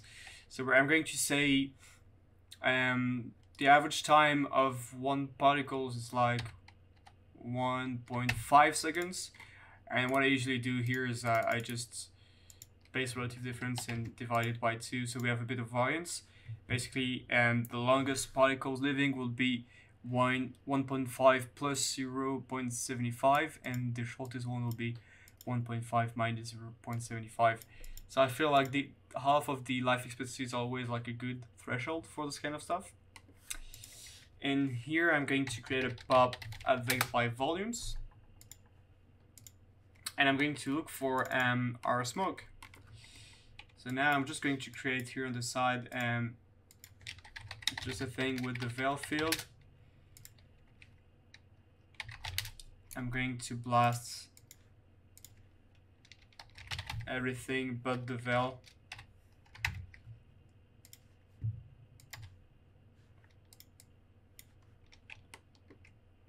So we have it. We can check it if we want.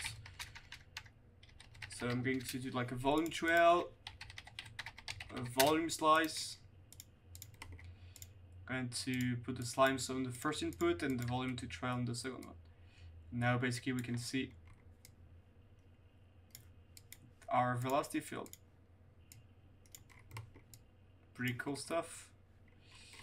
So now let's drag and drop this here. The veil field is called veil, so we don't have to change it. update force is all good. And what we can do, so like there's several stuff you can tweak and test. It depends on the shot. But I mean, in this case, I'm just going to go to trace. I'm going, yeah, let's try several things. So like I like to play with either force or velocity. But I can try velocity just for starters. In this case, if we go for velocity, basically the gravity won't do nothing. But yeah, let's try it out. Let's see how it looks.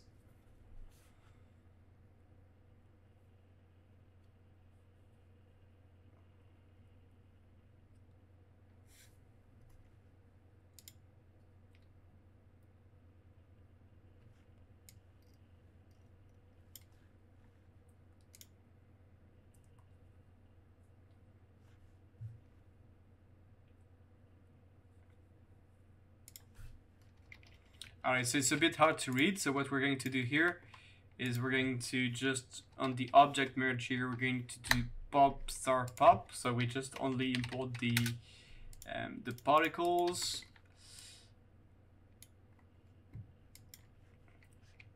I'm going to do an attribute delete, so we only keep what we need. So we're going to delete everything but the velocity, but the ID, but the age, and but the life. Is there anything else that we need? No, I feel we're good. Alright, so now what we're going to do here is we're going to create like a small visualizer, and we're going to say CD equals 1 minus FH divided by life.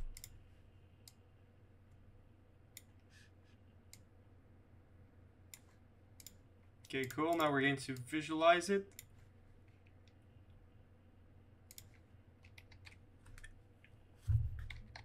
And we can try to play in the geometry tab. We're going to play with the size of the particles, just to have something really thin. And we're going to create a flipbook.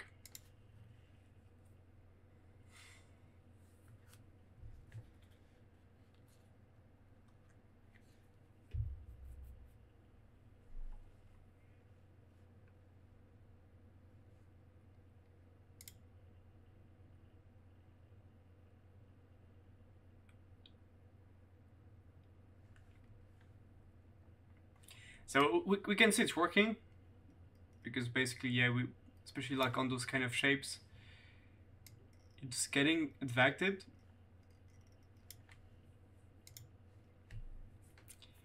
I think the lifespan is good. It starts to fade off at the right time. It's like a solo effect, so shouldn't be too dominant. We also have the debris, right?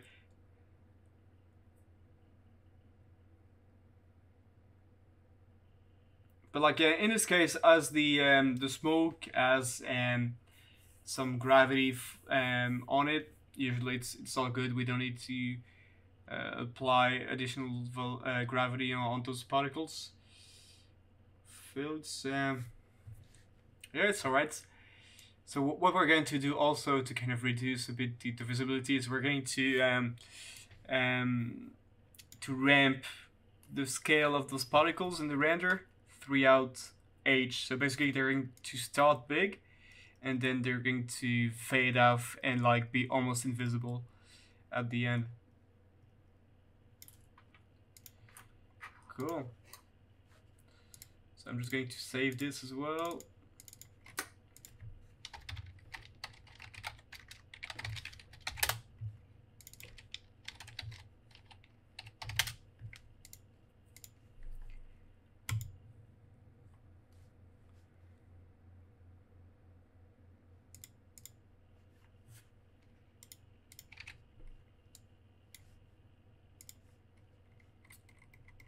So what we can do just to break a bit the perfect line on the source, we can add a bit of variance here. I'm just going to reduce it to 0.1 generated velocity and just add a bit of variance, and then we can also, on the burst, we can interpolate the source back and using the point velocity.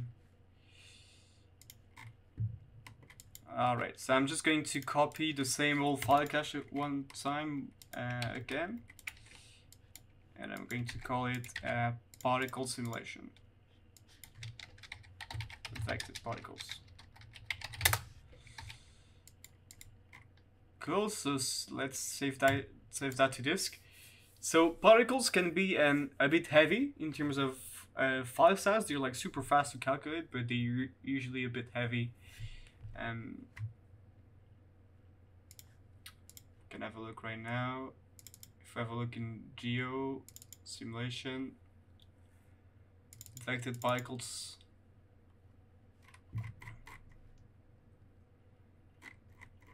You can see like it's around 200 megabytes per frame, and we already like cleaned the attributes. So I mean it's alright. Usually I try not to go more than 2 or 3 gigs per frame, depending if it's like just on my personal machine or if it's like on the studio. And you can see, yeah, we have like 8 million particles around the middle of the shot, so a bit less, but yeah. Cool. So now let's do all the post-sim stuff that we talked about. So I'm going to check the P scale. For the P scale, what I like to do is I'm going to create a float, and I'm going to create a channel float called base P scale. And so I have this value, so this is going to be the main, the overall P scale, and then we're going to add variation basically, and we're going to multiply it by the edge and stuff like this. So I'm going to first add variation between the different points. So what I'm going to do is I'm going to do P scale times equals ch ramp. I'm going to call it P scale ramp. Cool, and I'm going to call rand ID. All right, cool. And so now I'm going to create this kind of shape. I'm going to switch the curve points to Bezier. All right. And so basically, I'm going to, just to check a bit the size, I'm going to delete everything, but like the first 100 points, and I'm going to copy spheres to them, just so we can check the size. So we can see here it's way too big. It's because like we didn't really store the P scale attribute. So at the end, I'm just going to say P scales, well, P scale the attributes is going to be P scale the variable. And here we go. So we can see we have some variation in terms of size. And so like usually this kind of ramp is like we like to have a lot of small ones and a few bigger ones. But still, I don't want them to be like really zero, so I'm going to refit that. And I'm going to do the minimum to be 0.3 and the maximum to be 1. That way, you know, like we will never like be smaller than 0.3. We can reduce it even a bit more, 0.2. So we can see the distribution like a lot of small ones and a few big ones. Cool.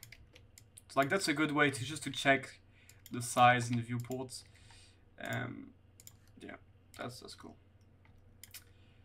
Alright, so now I'm just going to create a new wrangle. I'm going to call this p-scale over h. So now I'm just going to do same thing, p-scale is equal times equals c at ramp h over p scale kind of stuff, and ready to do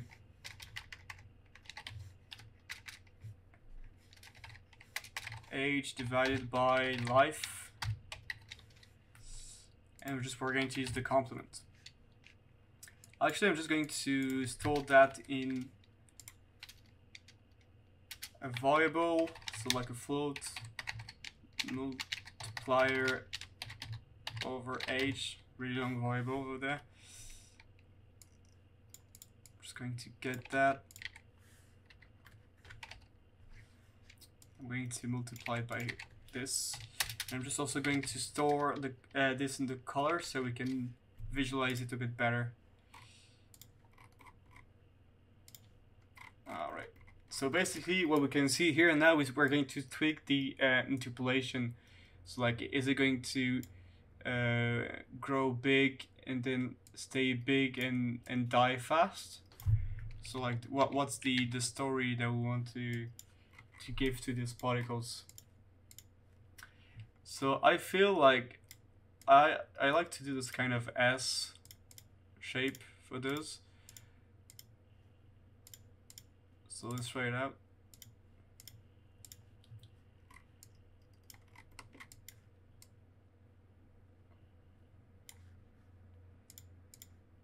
And yeah, in this case we don't need to refit this because like we want them to be 0 at the end. So we can do the same tests.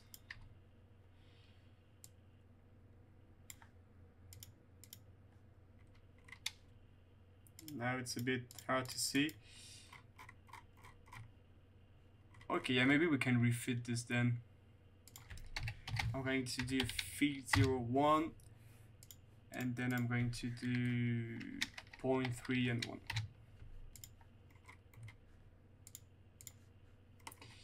And maybe we can just increase slightly the base p scale.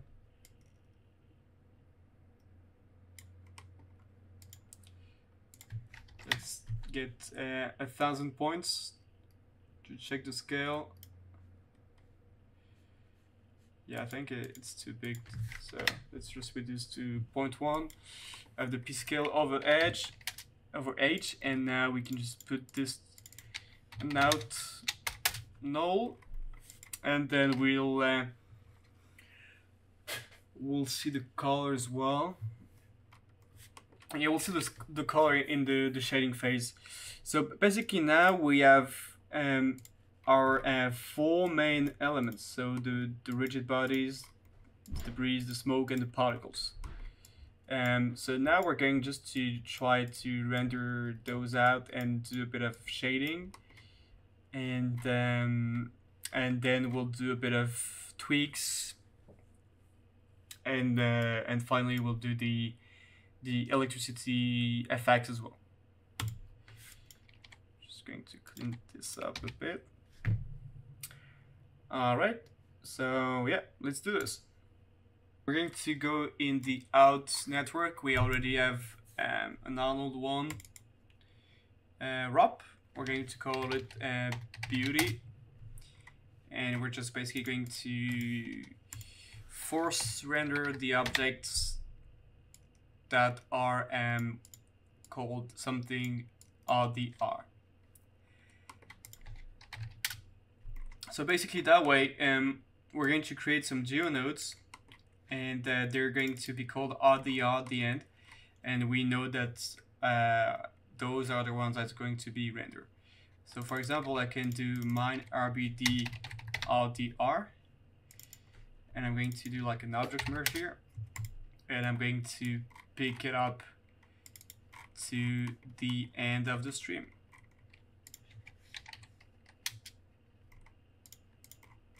So I'm just going to call it out main RBD. Can do the same for the debris.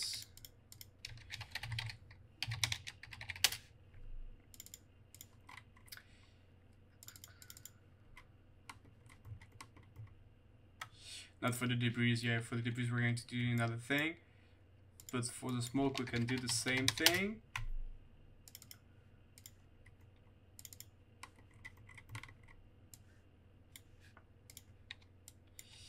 And for the particles as well.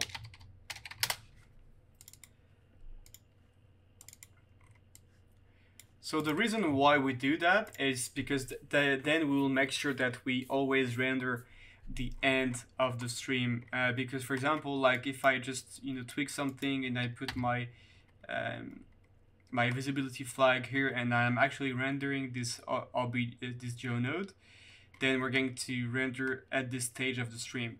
If we are forcing just to render those guys are always looking at the end of the stream. So that's why we usually do this workflow. Plus it's easier to just have it them like in separate folders. It's always a bit cleaner.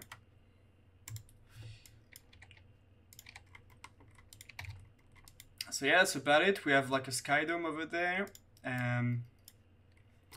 We are rendering everything that ends with RDR. So let's go to the render view and see what we got.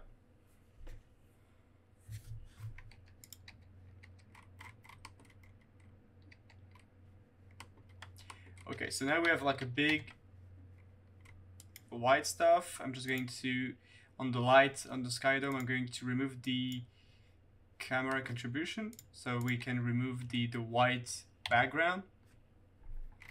And now basically we have all this white stuff, and it's because we didn't apply a shader here on the smoke.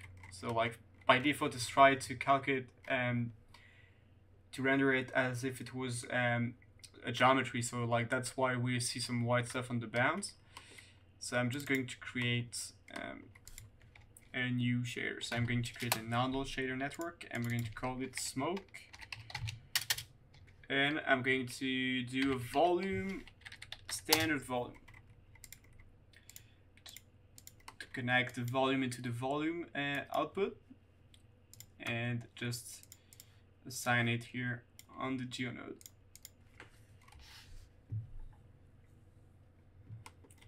Alright, so now we can see something. Cool.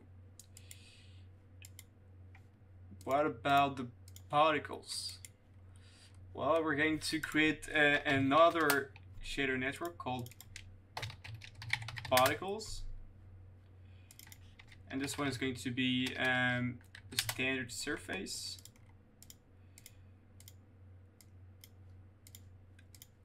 Let's assign this.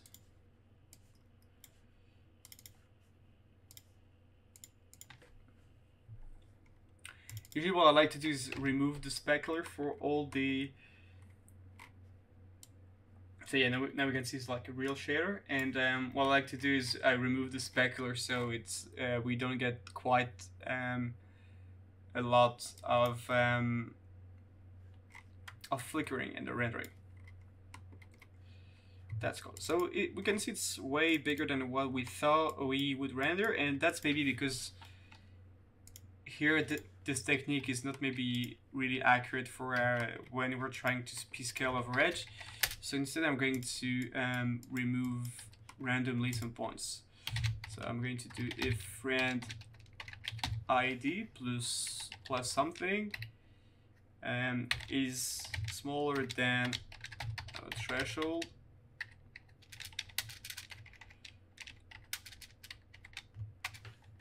I'm going to remove points.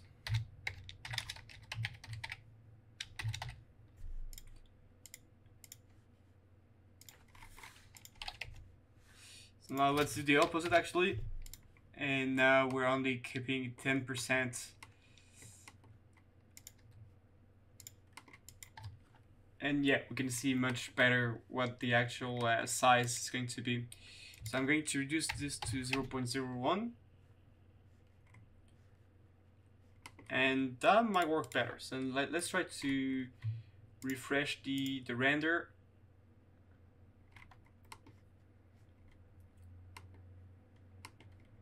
Yep.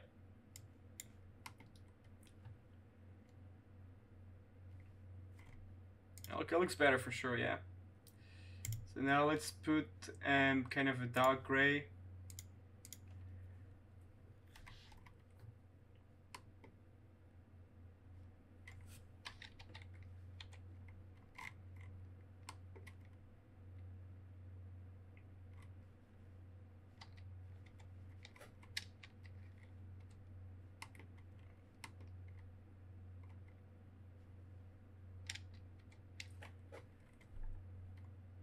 Okay, it's adding something, yeah. It's kind of cool detail. All right, let's try another frame.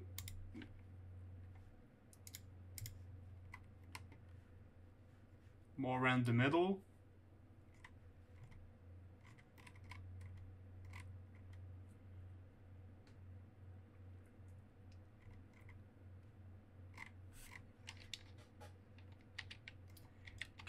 I'm clicking on the A on the keyboard as well and C just to switch between alpha and color. I think the sizes are alright. So now we're going to render those debris. So to render those debris, we're going to use instances. So I'm going to create an instance geonode, not the instance sub.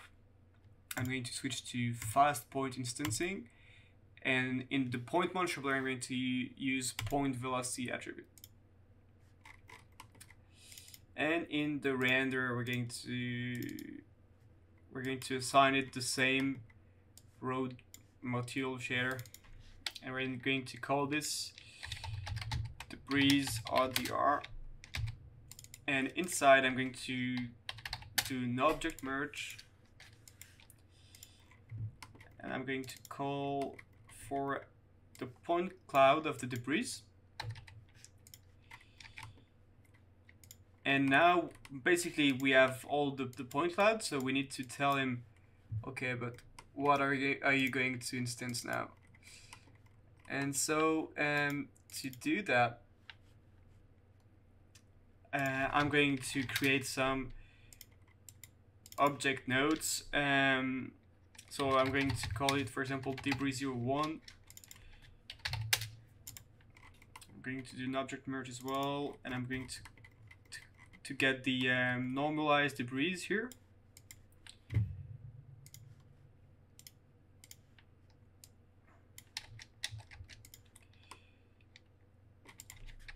And I'm going to blast everything but the first one. Okay, so we don't have a class attribute.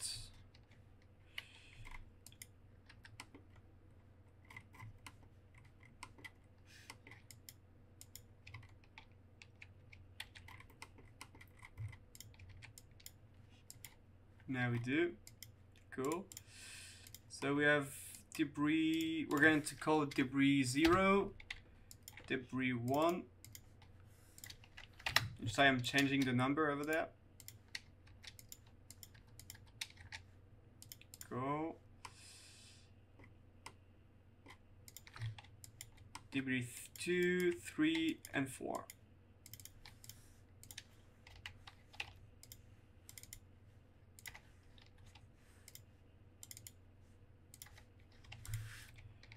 Cool. Usually I do it more with the by baking all, if I have more than 10 debris, I bake those to files and use like some vex to instance them directly from disk. But in this case, it's alright, it's only 5 different debris and it's like pretty easy to do it that way. And now, what I'm going to do is I'm going to basically switch which debris I want with an instance attribute. So I'm going to call, to first do a string, I'm going to call it node path, and I'm going to create a channel string call it path.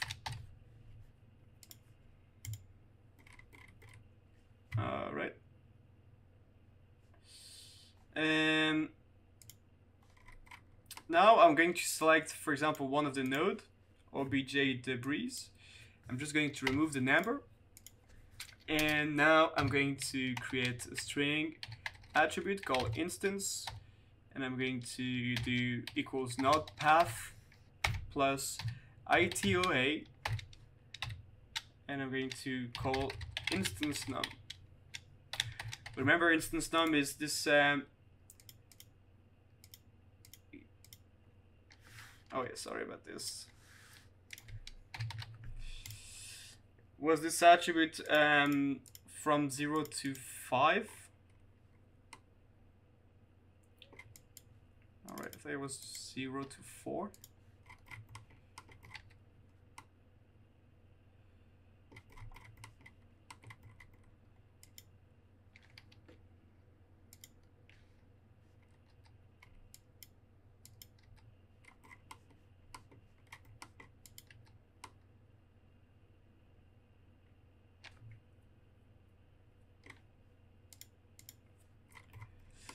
We might have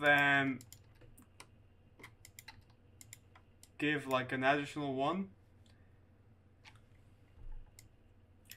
I'm just going to say, just in case, if instance num higher than 4, instance num equals 4. Just to be safe here.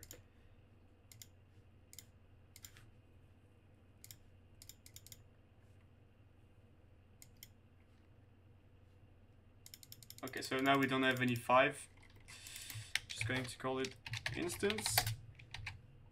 And now basically if I hide everything but the instance attribute, you can see I have like a path of which node I want to instance. So let's try to see if it's working.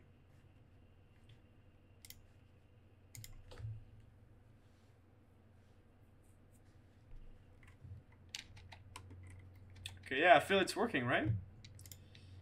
We have those instances on the side. So now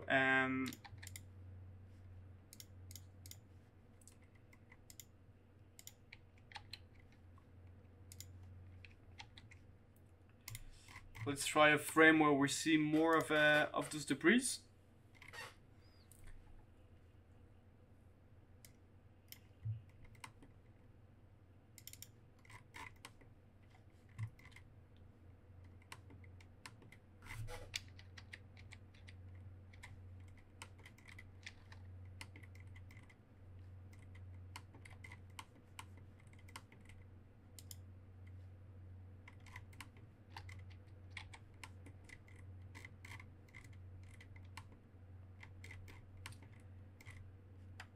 Yeah, right, seems to be working now.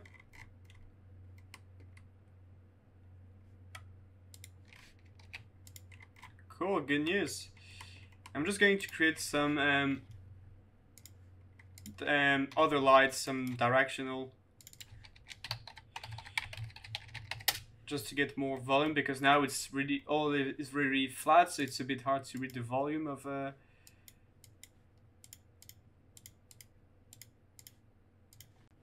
everything. So let's just change the light to distant.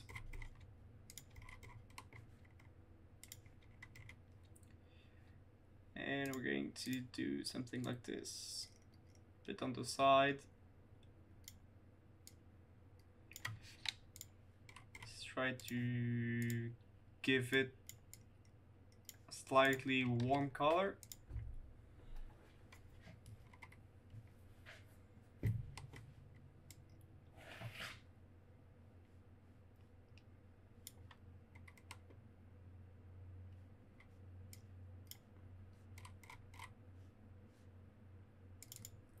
And we're going to boost the exposure, yeah. Okay, cool. Maybe we're going to rotate it a bit more.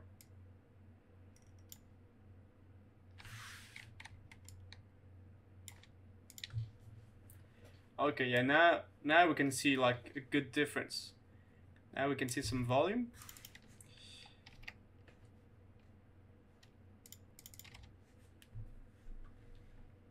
Alright, fair enough.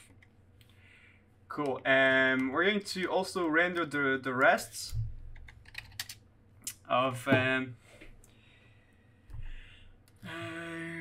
going to let's render the non-fractured road and the sidewalk as well. So here, oh, not this part actually.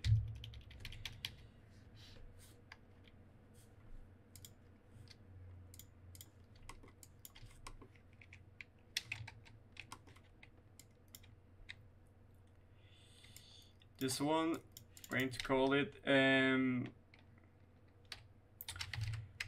static road.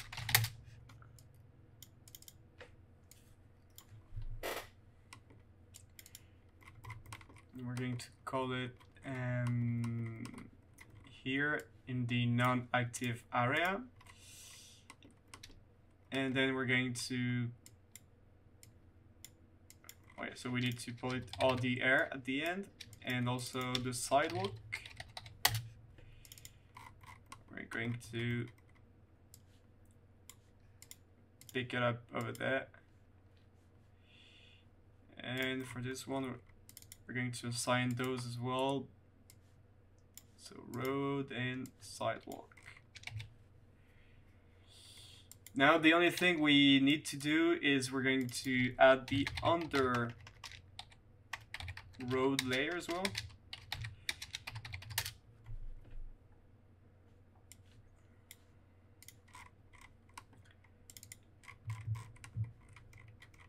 So we've been working with instances for this. Let's see if that works as this, like as packed stuff.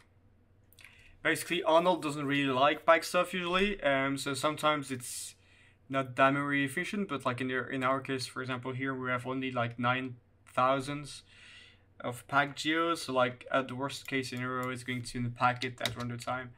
So I'm going to call it out under pieces. Let's see if it doesn't make too, so it doesn't get too long before rendering this.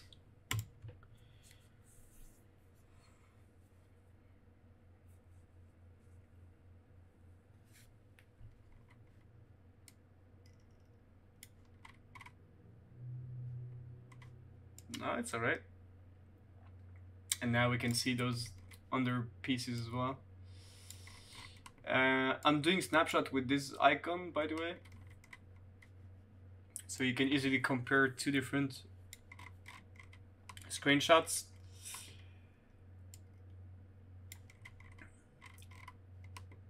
I feel it's looking alright. Maybe what we can do here on the debris is we're going to do like a p-scale multiplier before the end of the stream. And I'm going to do p-scale times equals channel float p-scale mult. I'm going to give it like a 1.6 multiplier, and we're going to compare it with what we had before, just to give it a bit of an extra push in the side so we can see the debris a bit better, and to have it like detaching more from the rest. Alright, so the reason why we're not seeing anything is because actually we were working with the vector scale and not p-scale. So basically what I can do here, I can do p-scale equals 1. And p-scale and scale would then be multiplied together, so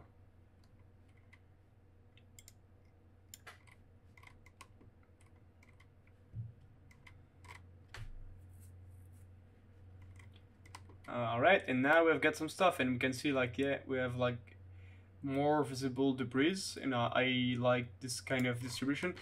Usually what I do is I kind of simulate the debris slightly smaller, and then I just boost them up a bit post sim, just so it's more stable in the sim, and especially as we're kind of simulating the bounding box of the pieces and not the real pieces, it's usually a better workflow. Alright, pretty happy about it.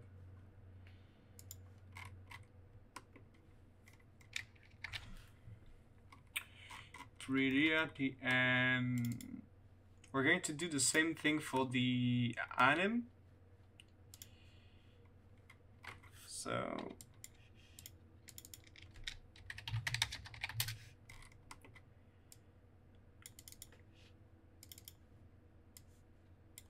anim.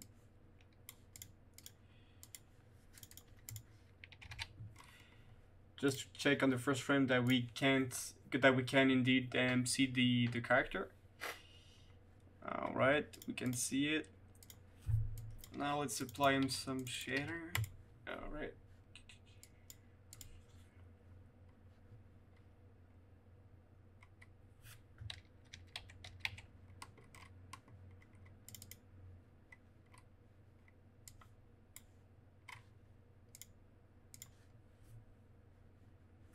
Oh shit.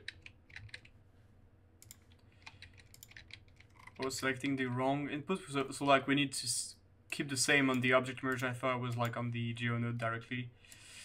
Alright, should be working better now. Okay, yeah, so now we've got the shader here working.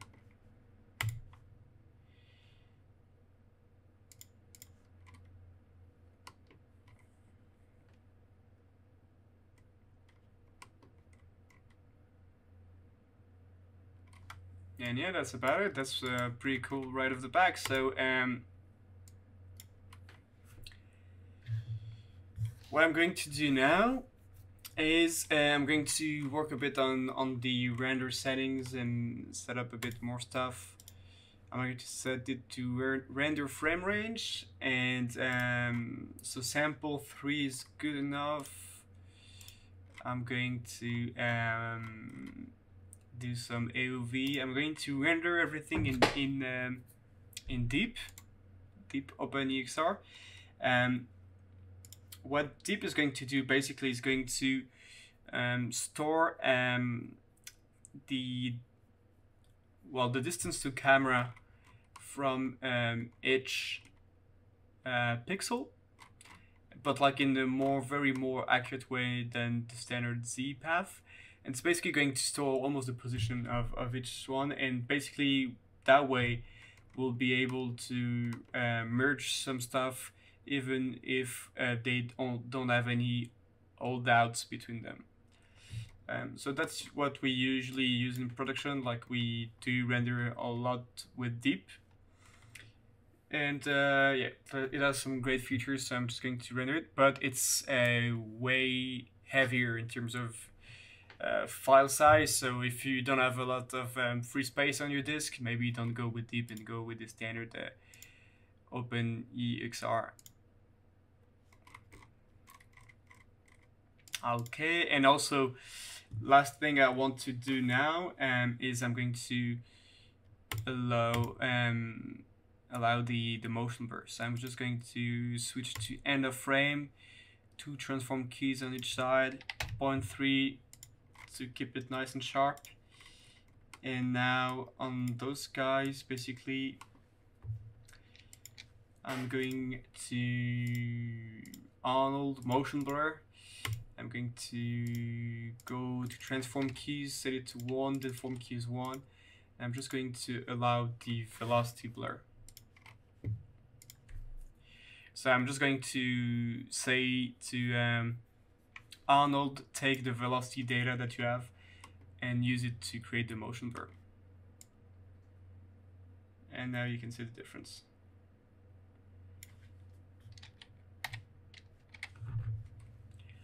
In terms of sampling, usually 3 is a bit low, so like I would I would sample everything right with the alpha. Usually I boost this to 4. But yeah, it depends on what you want to do.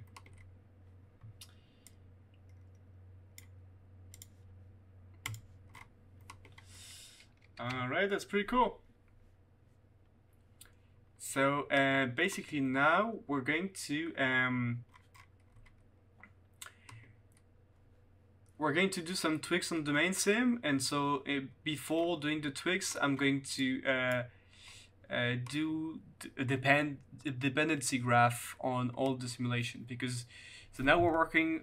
We have one main simulation that is the rigid bodies, and these rigid bodies create a debris and a smoke sim, and the smoke sim create the particles, basically, well, it affects those particles. So we can see we have some dependencies, so we can't launch everything at once. We need some dependency, and so that's what we're going to do, so that if we do a tweak on the main rigid bodies, let's say like we want smaller pieces and everything, we can press one button, relaunch the RBD, relaunch the debris, the smoke, and the particles all at once, and even like do a render of it. So that's what we're going to do, and then we're going to see a bit of how to output the correct AOV for other works, a bit of just slab comp in Nuke to present the work, do like a small contact sheet, and then we're going just to finish with the electricity FX. So that's about it. Maybe the last thing we want to do before just closing, we can go to output, and we're just going to give it a path, because for now it's like not really saving it nowhere. So basically here, what I like to do is I like to give another variable for renders. Usually I do it for caches as well. So it's more like here I'm going to create a render variable, and I'm going to give it another name. I'm going to put it on the G. Basically it allows me to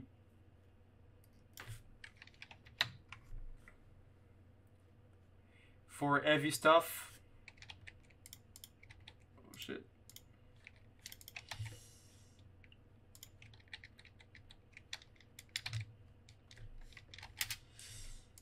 Not for this, but for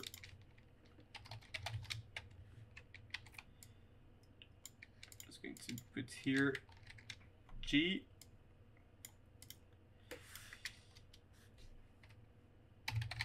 Renders. So I'm just creating like a new this new variable just so I can save in a different hard disk with more space. That's a bit slower, but like I don't really mind, it's just for renders. So here I'm going to do $render. I'm going to create a new parameter on the ROP. I'm going to call a float, call it version. Alright, and then copy and paste it on the path. Just before, I'm going to do $os slash version slash $os dot exr.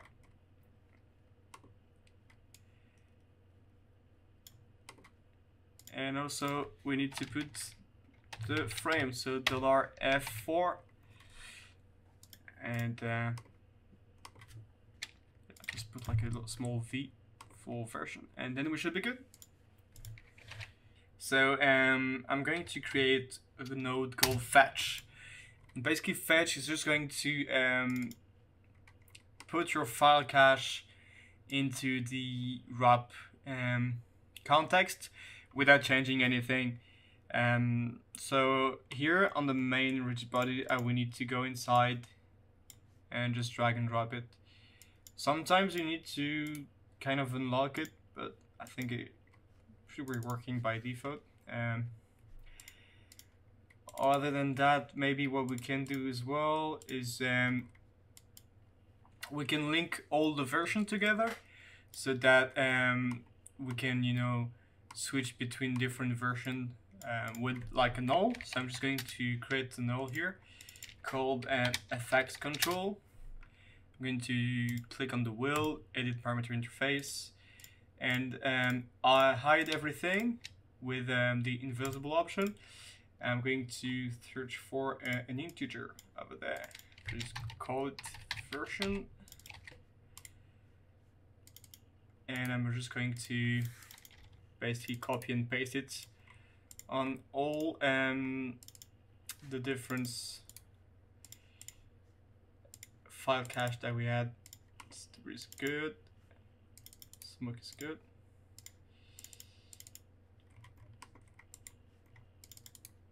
And particles, cool. So now let's go back here. So now we have the main rigid body simulation.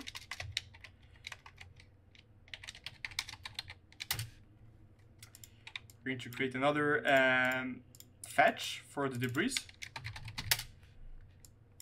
We're going to create another one for the smoke. So basically, as soon as the rigid bodies are done, debris and the smoke can start.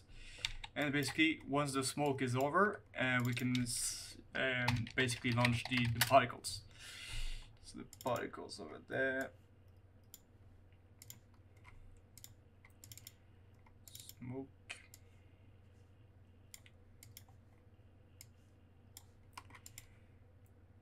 And the debris. Cool. Then I can do a merge. And then we can do, like, we can even put a switch just to decide if we want to render it or not.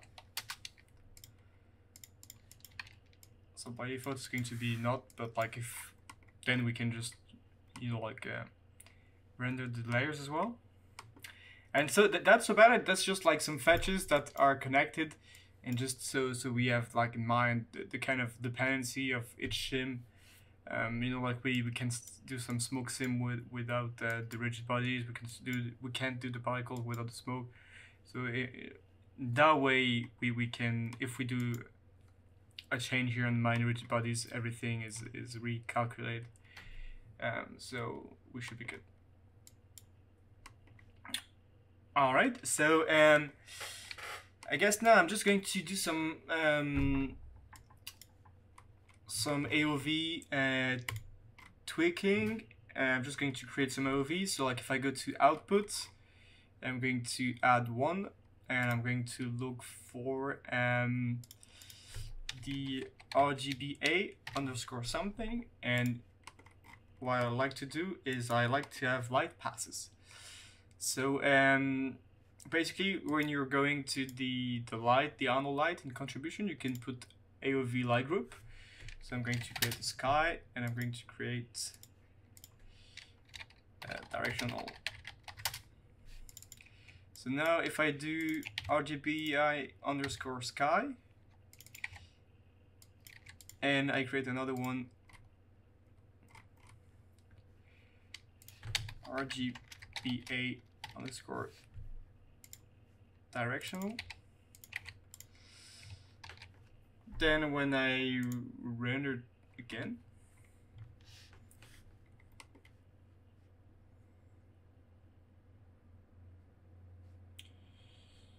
if I click on the bar over there, we can check those AOV, and we can see that we have the two different lights separated. So that's pretty cool. And like if we want in post to kind of like, I don't know, like to saturate this pass, or make one of the light brighter and softer, some kind of stuff like this. So it's pretty useful. And other than that, I'm going to get the emission. Usually cool stuff to get. If I want to add glows, especially on the characters, as we'll see where we have a bit of glow. And then we have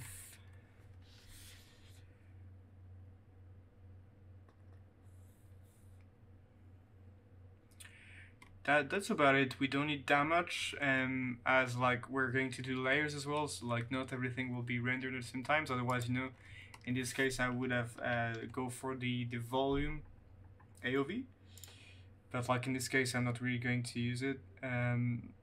Maybe we can just split the specular and the diffuse. That can help us. Just reflection.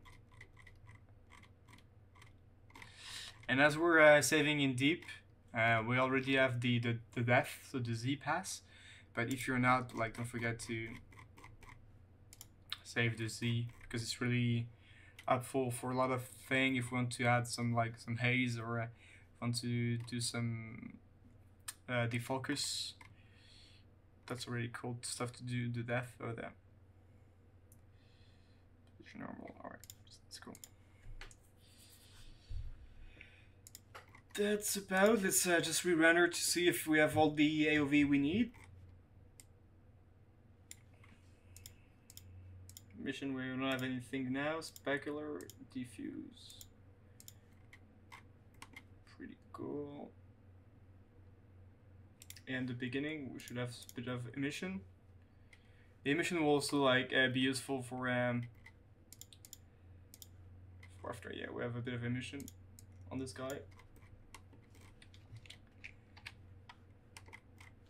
Alright, cool. So I'm just going to double check we have everything, but I think we're good. So the output is going to be with the $OS stuff.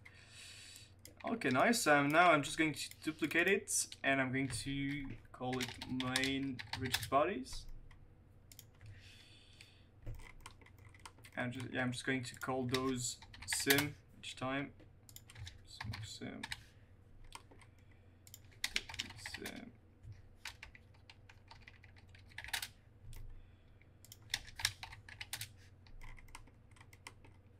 Okay, so main rigid bodies. Inside I'm going to put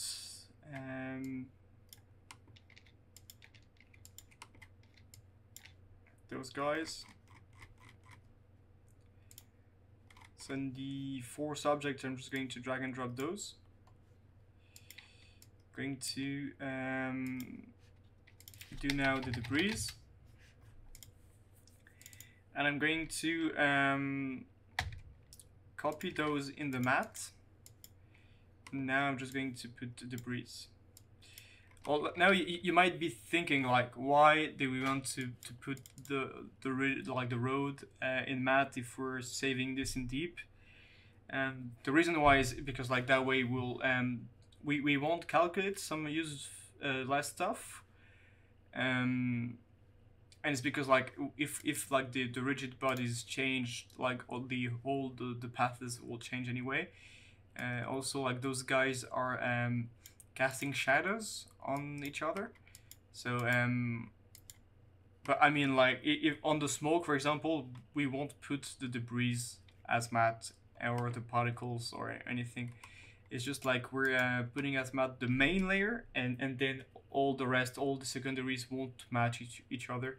They will be matting directly on the deep merge in Nuke. So now I have debris. I'm going to create a smoke. I'm going to put the smoke over there, and now the particles.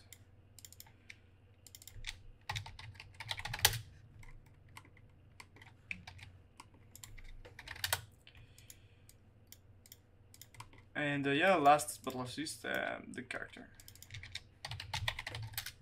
Alright.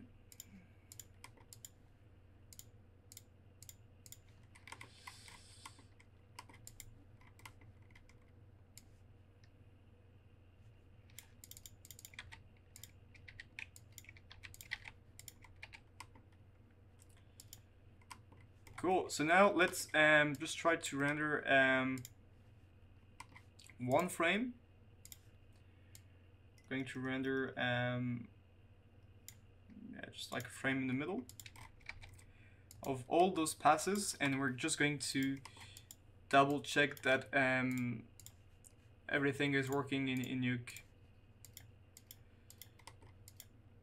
So I'll do that, and we'll do a bit of a slab comp on the single frame, and then we'll be able to address the last nodes on the sim, and then we'll be able to connect. Basically, we can already connect this, but like turn off the switch so we don't resimulate, and then we're going to just render those frame out, and we should be good. Alright, so now we're in Nuke. We're going to create a deep read. We're going to look up for our renders. So this is the main rigid bodies. Just going to create a sticky note so we have everything clear and organized. So I'm just going to put it to 75. That's cool. Duplicate this guy. I'm going to look up for the debris. Alright, so now I have those two guys, and basically this is where the magic happens. So doesn't make much difference now, because like already this one is matted, so like it will be the same. But like now the difference will happen when we'll put the smoke on. Smoke.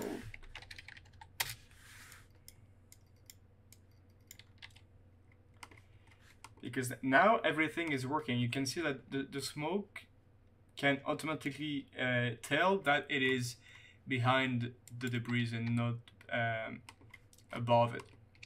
So that's like kind of like a cool way to like kind of 2.5D 3D composite your renders. So I'm just going to save it somewhere.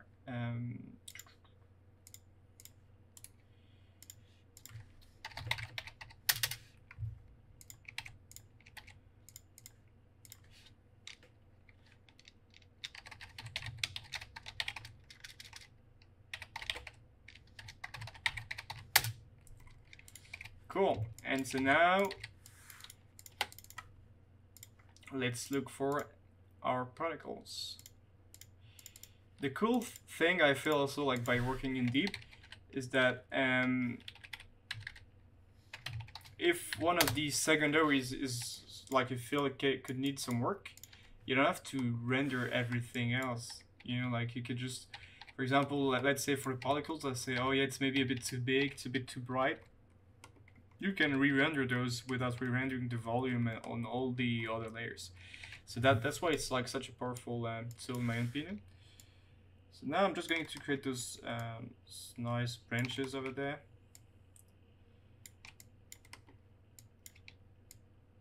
Even here. Main rigid bodies. Freeze.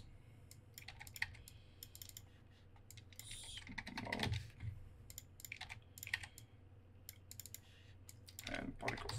That's why I always like to do just like a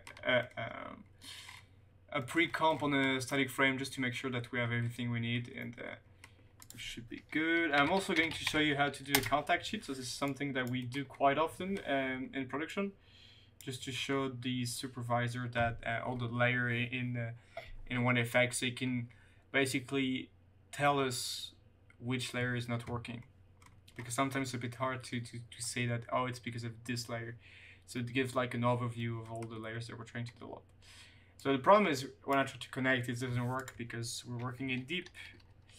And so we will need to create a no up, and then we can connect it to a deep input. So I'm just going to click on hide input, and I'm going to do deep to image.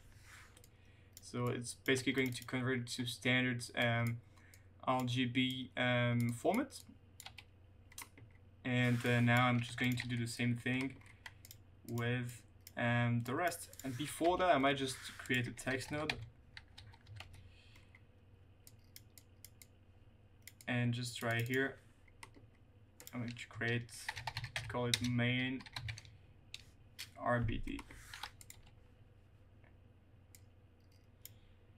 So there, it's oil. That's cool.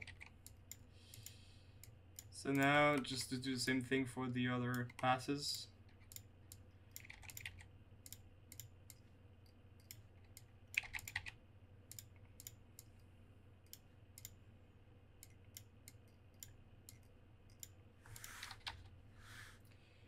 Now we can do a 2x2 for now. And I'm just going to rename properly each of the layers. I'm going also to do from top to bottom. So debris, smoke,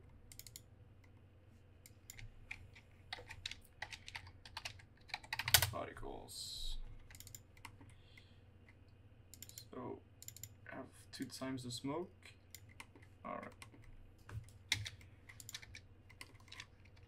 Okay, so now we have like a nice contact sheet, and then here as well, like before writing it to disk, we need to convert everything to an image as well, with a deep to image.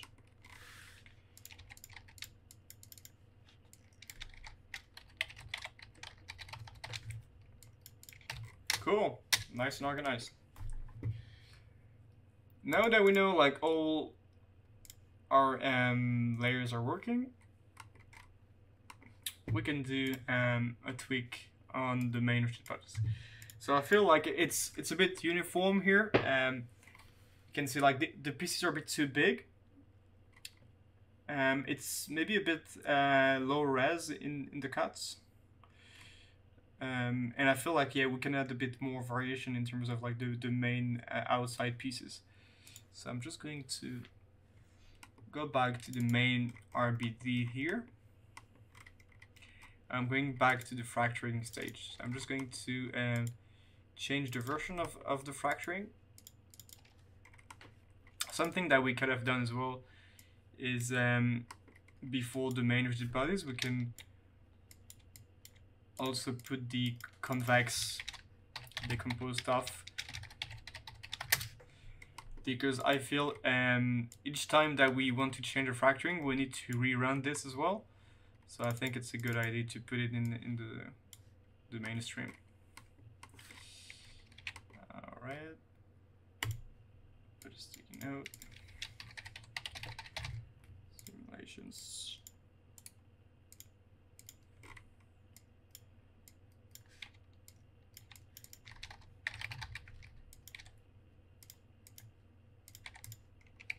Cool. And now here, over there. Let's have a look.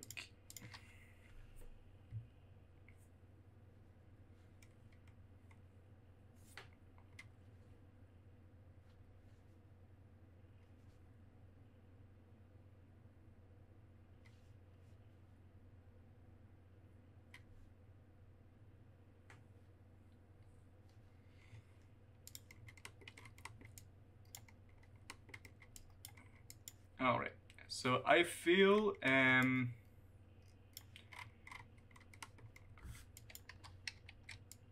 we can maybe we can increase a bit the number of slices over there.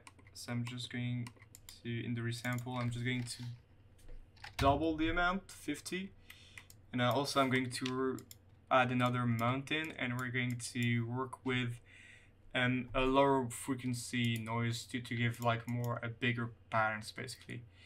So in the element size, I'm going to work with something bigger, and I'm going also to increase this. I might just do this before the high frequency, so I'm just going to do low frequency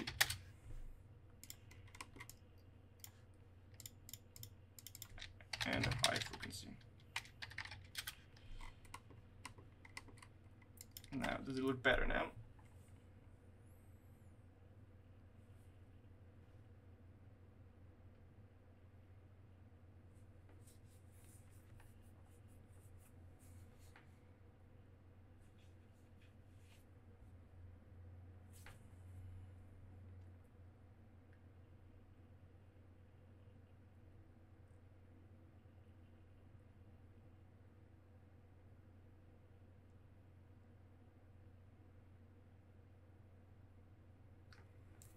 yeah, now that we increase the number of cutting planes a bit longer to calculate, but I feel like now we're kind of breaking the perfect you know, squared shape while maintaining the overall shape, the overall shape that matched the reference we had to look on. So we had to look at. So I feel it's alright. Some of the pieces might be a bit big, but it's not that bad. Now we have, yeah, a bit more variations on the stuff. So that's alright by me. It's just like it's still maybe feels a bit low res on the inside surfaces. So now the question is, do we try to go higher res in the fracturing, or do we try to go to add some additional details after the fracturing? You can try on your side. For now, I'm just going to say that this is okay. Save to disk, and that'll be a cool excuse to show you guys how to play with the interior detail stuff. Okay, nice. I'm going to do one last thing before that. I'm going to introduce another level of fracturing. So basically I'm going to subfracture stuff. So it's not really complicated. So basically I'm just going to measure the pieces. And remember we had this this cool feature in the attribute promote when we could add our per pieces. So basically, you know, like each piece adds up to his own, and then that way we can split them by size. So I'm going just to grab the same thing that we did here, and you'll see why I do that. So here I have all the small pieces. I can do like a color. I'm going to put it as primitive and random from attributes called name. And you can see here basically those are the small pieces, those are the big pieces that I might want to subfracture, because I really don't want to subfracture those guys, right? They're like way too small to subfracture, and that wouldn't make much sense. So yeah, that's cool. And now what we're going to do is I don't want to subfracture all of those, right? Like I can play with only keeping the big one, but I want to keep some randomness a bit in all that. So I'm going to create an attribute triangle, and I'm going to select randomly some of the pieces. To do that, I'm going to call the float rand piece, something like this, yeah. And I'm going to do random rand SIH is ash, not really sure about how it's supposed to be pronounced. And then I'm going to put the name. Basically this one is going to, you can't really do random stuff for strings, so this one is going to generate a random number for the name attribute, and then I'm just going to render the number that it's generating. Alright, and now if I do just cd equals render piece, just to see if it's working, yeah, we can see we have some different values, so something is working. I'm going to say if rand piece higher than, smaller than a threshold,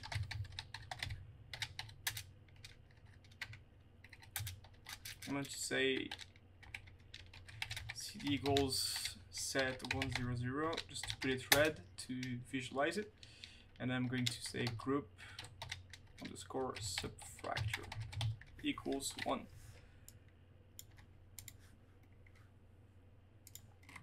And now by increasing it, we can see all those guys that become red are going to be subtracted. So I would say like maybe around 10% of those guys should be a good idea.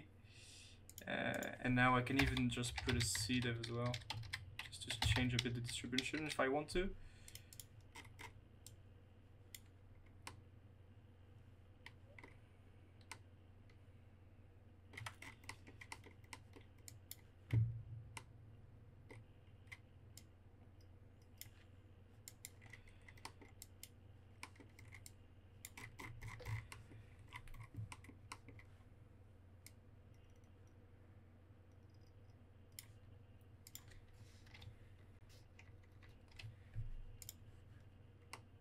Try some different stuff with the seed.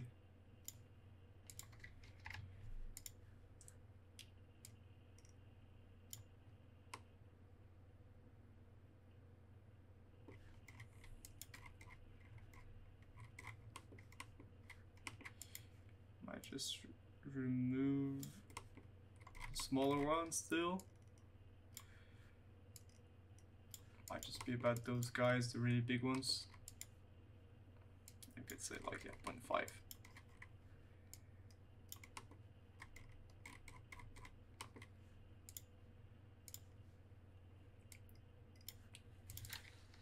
B point.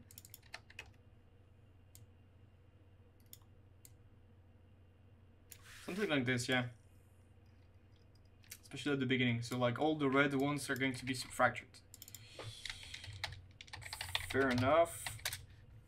So now I'm going to do another split, and you can see that we have now the subtractor group that we just created in Vex here. Alright, and now basically we're going to need to do some for each stuff. So I'm just going to do a blast and just skip one for now, one of the piece. I'm going to press 9 in the viewport, click on the wheel and select by attribute. I'm going to select by name, delete non-selected. I have this, and I'm going to more or less copy what we already did here.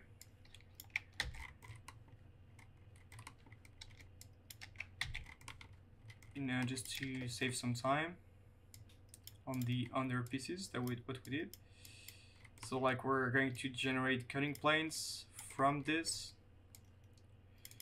Just going to put a bit of more space. All right.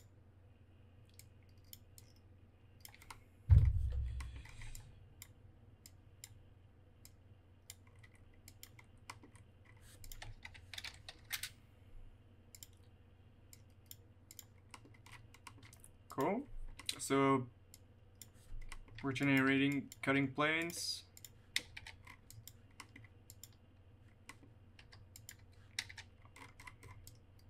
Fair enough. Can reduce the size maybe, not too much, but okay. Yeah. What we have? What do we have?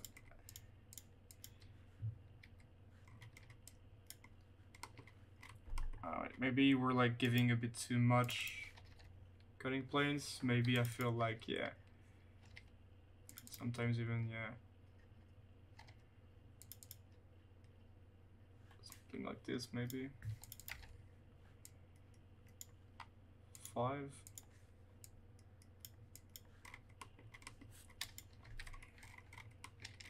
Okay, yeah, I think 5 should be good.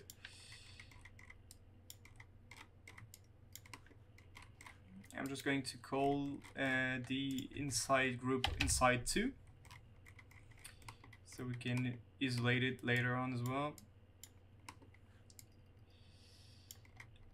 And yeah, I'm just going to do like a small test now.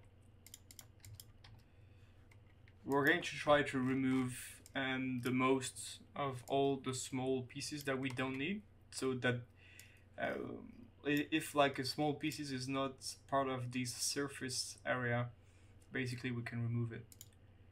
So if I do outside and I do red primitive delete.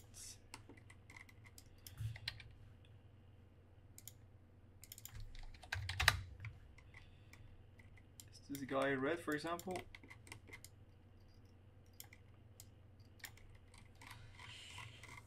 Okay, he's kind of, or yeah, like in the right group, so like it should be kept alive, but yeah, I don't know.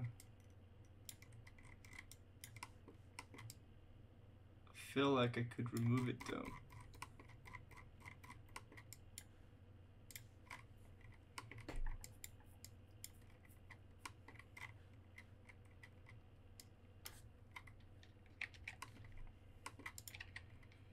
Yeah, we can always remove like the really small ones, and like let's see if we see that after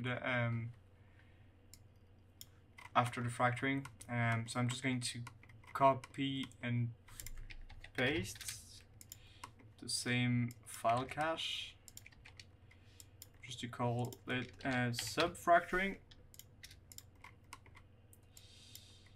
and then I need to merge everything with the two splits that we had.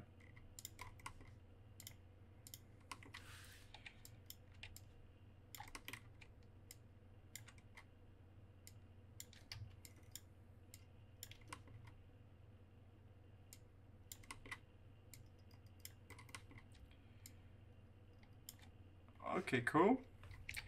And so now basically, yeah, we need to put everything in a forge.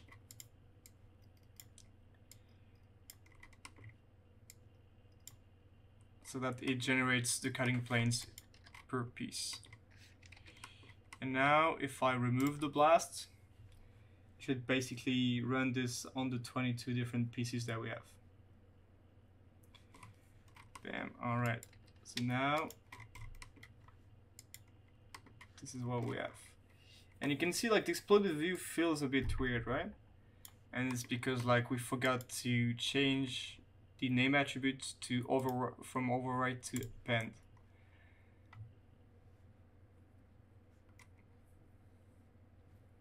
Basically, append is just going to add something else.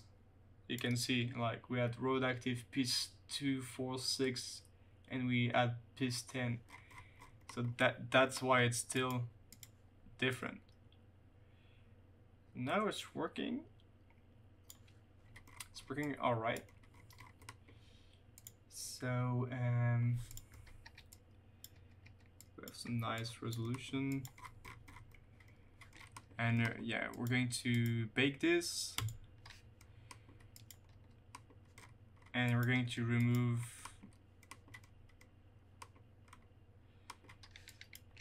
Yeah, we can remeasure everything just before baking.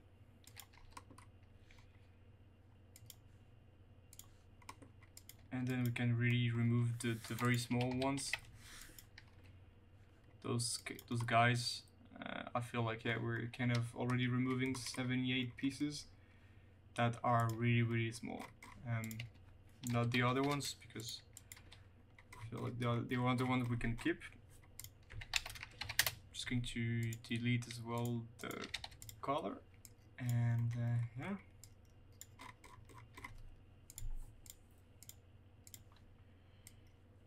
That should be enough. So as always, nice and clean. Subfracturing.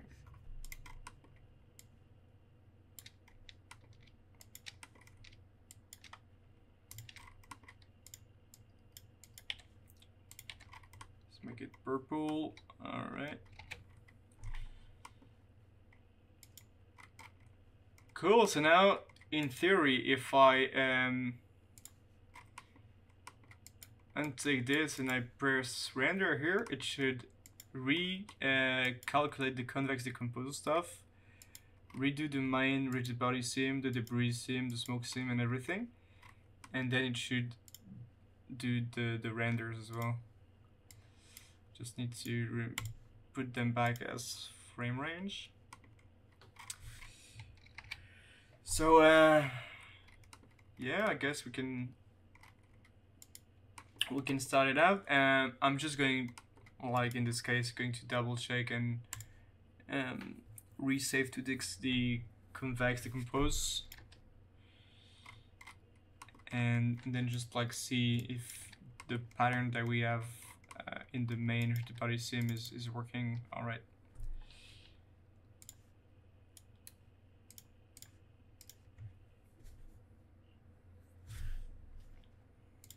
Or maybe with a bit of shadows.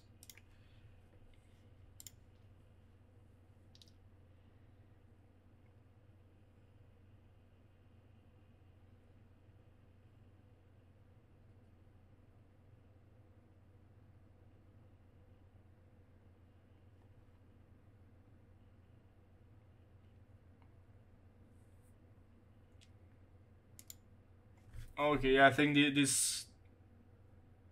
sizes that we have now is better, and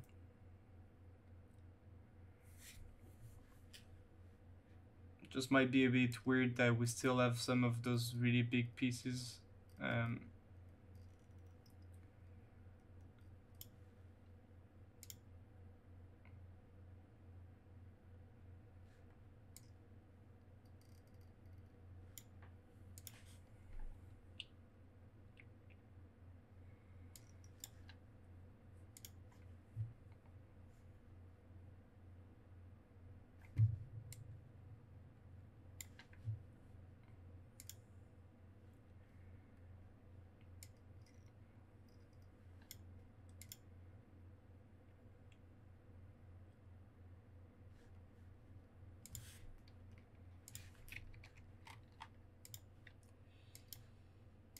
So yeah, we can add them in the subfracturing group no matter what. So basically the thing I would do here is I would just redo a split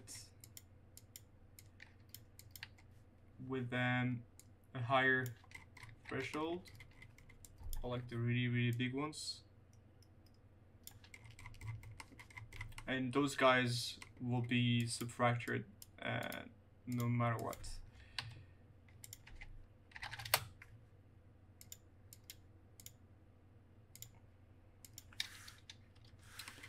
So merge it here.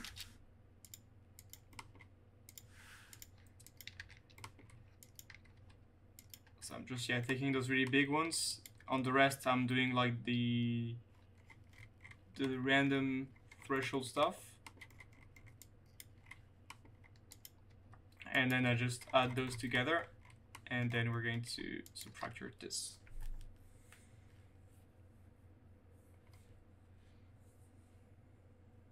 So now we have like 30 pieces instead of 32, well, instead of 22 that we're going to subfracture. Yeah, right. If I save to disk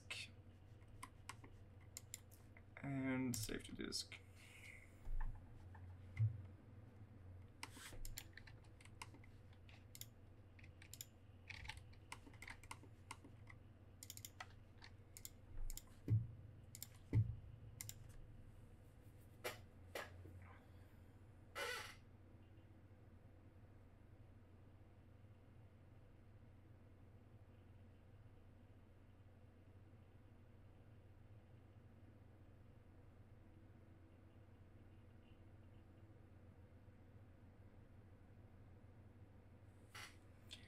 Alright, so now we don't have this problem anymore, and I feel it's looking, way better.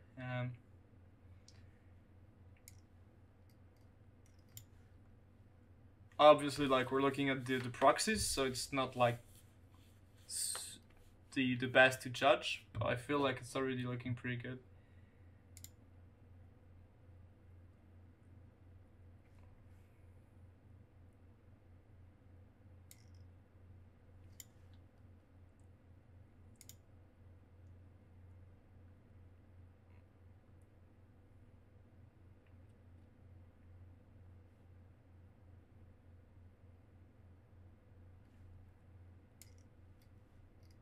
Okay, nice.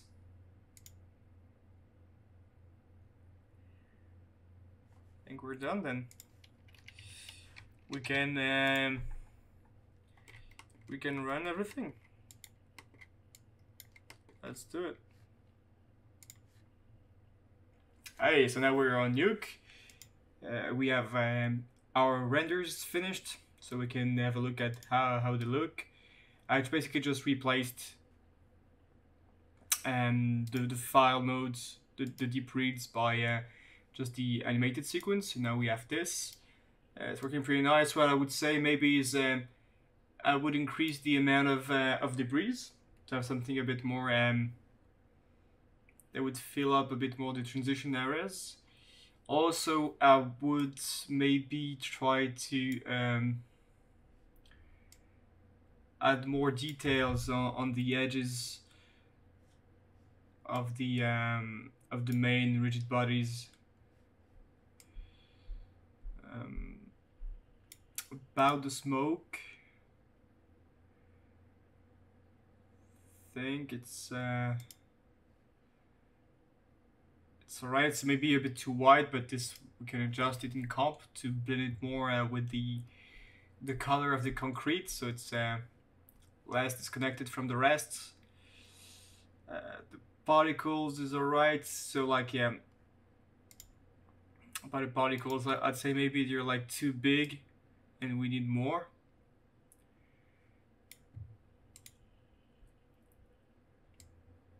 Alright, so I'm going to render this, so like we can use our write node. I just saved like a PNG sequence, so it's already saved. I'm going to use a viewer, so I can directly just like re-import it in Nuke and see how it looks without recalculating everything.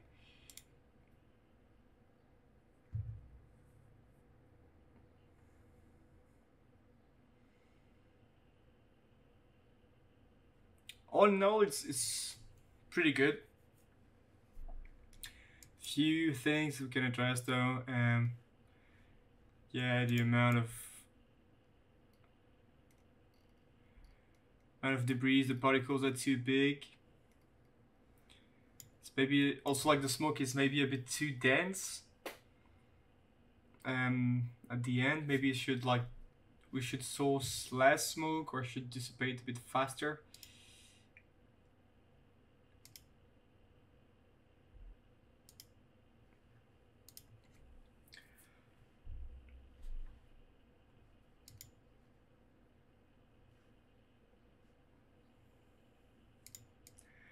But I'd say like more or less we're still in a pretty good spot, so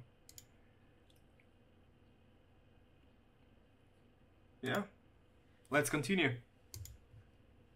Alright, cool. So now the thing that we can modify first is the amount of debris. So maybe what we can do here, basically what we did here is like we put a force total count number, so like this number will not change even if we subfracture the pieces.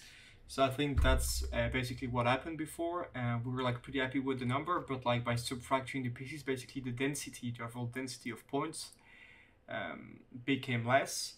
So maybe there's something a bit more clever than we can do with the density scale here.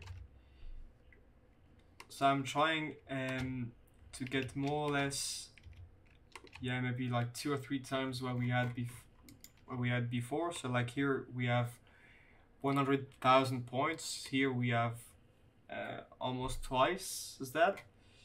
So we can maybe just turn up the density to 2000, and just like we can multiply the max point by 10, so that it doesn't just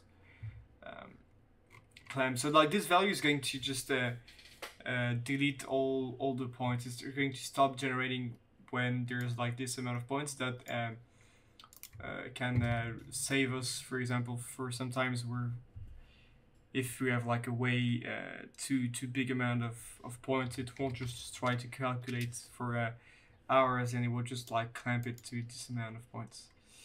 So for now, let's just wire our new scatter over there.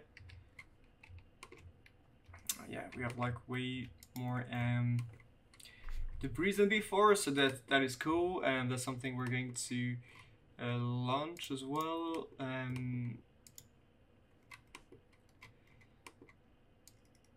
So you can see those batteries are here for the simulations. That's pretty cool. And let's try it out. So we also talked about the adding more detail into our main pieces. So let's see what we have here. All right. So those are the main pieces. If I exploded view, you can see basically it's not that great in terms of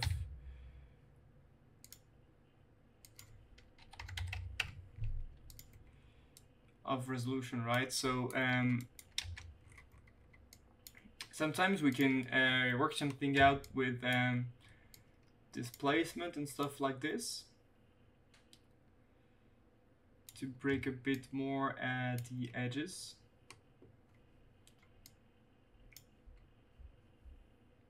But in this example, I'm just going to create like a higher res mesh. So just to test it out, I'm going to blast just one piece. I'm going to press 9 and select one of the piece. Delete non-selected. Cool, and now I'm going to do a divide.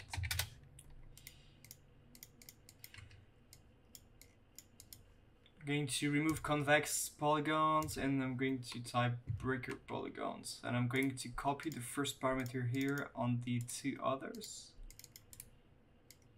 and just so that I can just change one and it will be uniformly distributed. Okay, cool, so that's pretty nice. I'm also just going to apply this subdivision on the inside group, inside stars. All right, so like now we have way more geometry, so that's pretty cool. And now I'm just going to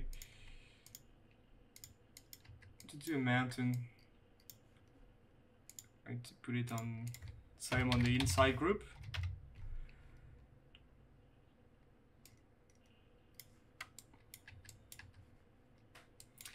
It doesn't really work on the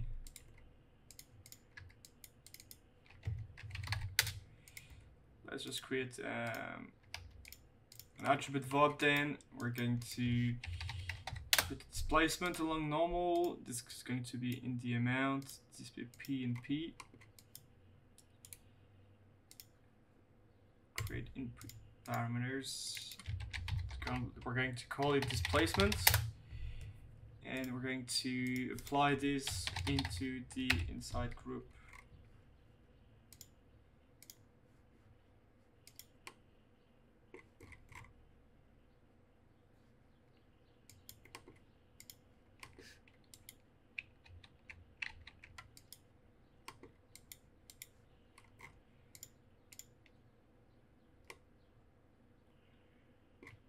We're going to reduce quite a lot the amount.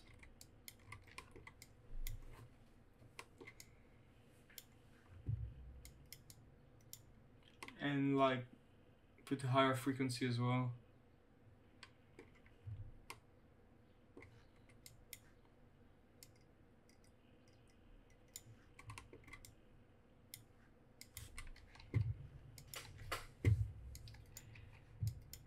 Alright, so what do we have now? Is it looking a bit better?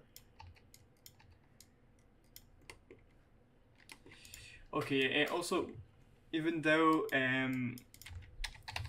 we put some displacement stuff, basically it's going to keep the normal from before. So that's why in the viewport you would just see the old normals. So you need to basically recompute the normals. And then now you can select the new extra detail. I'm just going to apply it on the inside surfaces, so we don't have weird stuff. I can see the difference now.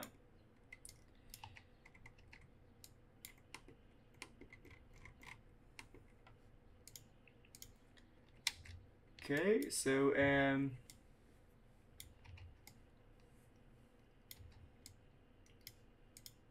it is higher res now. So I would say the thing I want to do, I'm going to create a file cache. So I'm going to copy and paste one of the fracturing file cache in here, just after the divide. I'm going to call this road high res geo.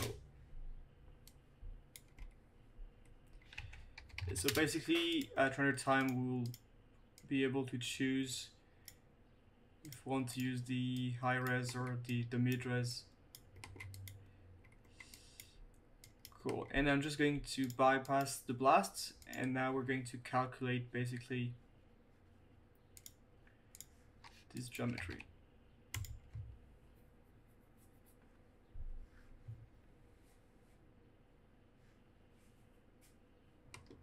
Also, yeah, basically for the divide, what I recommend doing is put the divide inside a for each. For some reason, it will basically calculate the node like a lot faster. So let's apply this. You can see it's already like done in a few seconds off of the pieces.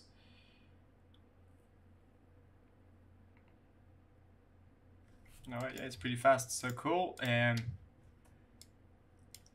Let's visualize how much geometry, how much polygons we have. We have 1 million polygons, and we had 50,000 polygons, so there's like a pretty big difference for sure. Let's try to see the difference. We can just switch between the two. You can see that, yeah, it's pretty different.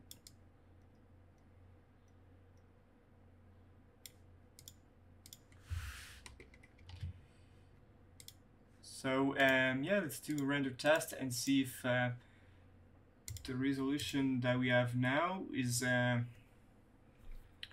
more what we expected in terms of overall resolution.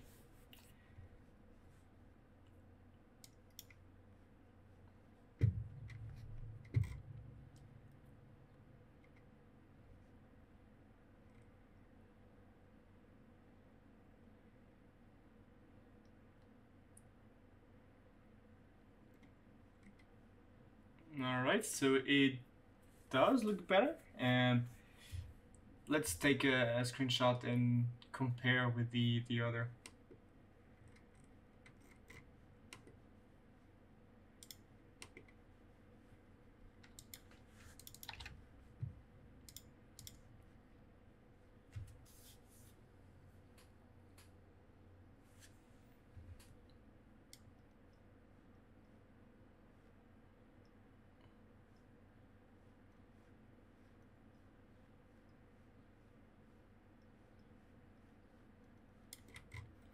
So though one of the problems is that we can already see the fractures before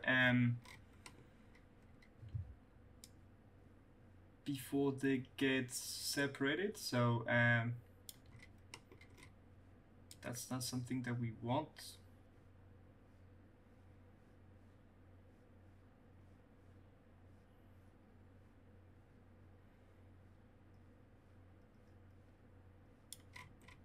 Alright, so now we're going to maybe do a fall off, so that basically here you get no extra displacement.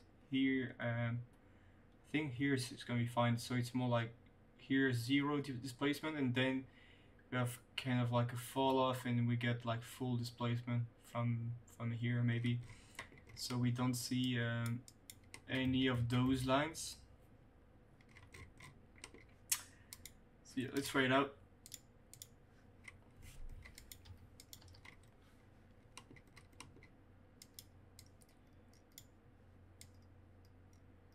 So basically we have some groups, right? So we have the outside group, for example.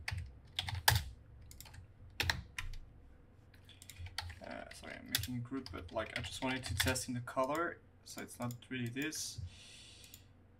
Outside, and if we try to put it red. Alright, so basically the plan is we're going to transfer, so like almost this is good, right? Basically where it's red, we don't want to apply any displacement, and when it's not red, we want some.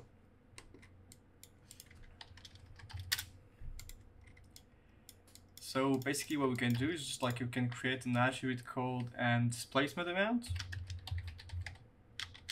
Like this amount equals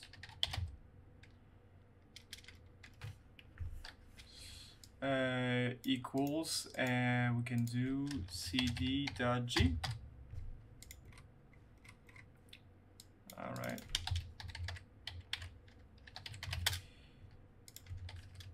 Can attribute delete the color afterwards.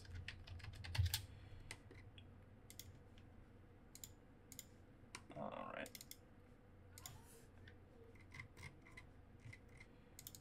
Remove the group. So basically what we're going to do is we're going to multiply the noise by our custom attribute, so this amount. So I'm putting a bind and put it here in this amount. So if I just look at the normals, seems like it's working. It's not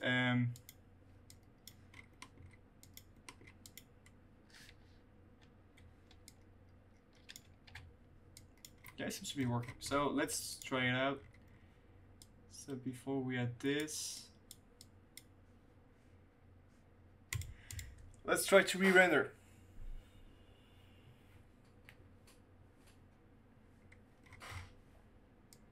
So we got rid of all those lines, which is good.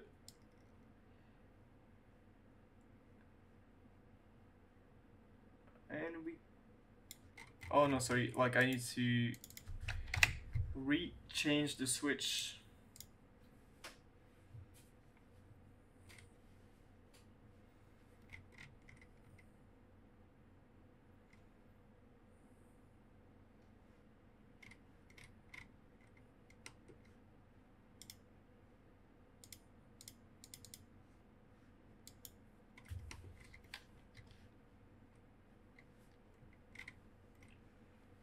Alright, so it's getting crazy. Let's try to understand why. Oh yeah, it's because we kept the exploded view.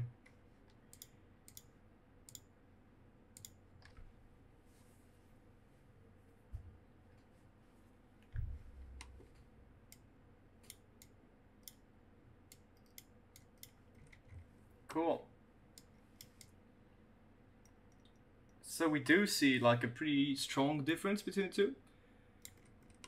And we don't have any of the lines that we had before. I think actually it's quite something quite a lot. So one of the problem with that is that it's going to cost you way more. Well, everything is going to start to become like way heavier with like a higher res geometry. So you gotta be careful on what can be done in geometry and what can be done in shading as well, because maybe like now we can use this amount stuff and like additional add like an additional displacement, like a very high frequency one in the shader at render time. But I'd say like all in all it's still a good improvement. We have like less those cubic shape.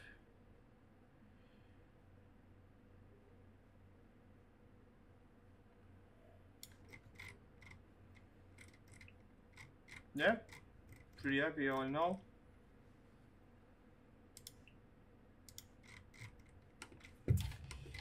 Now that we have this, yeah, the last thing was about the particle size, maybe.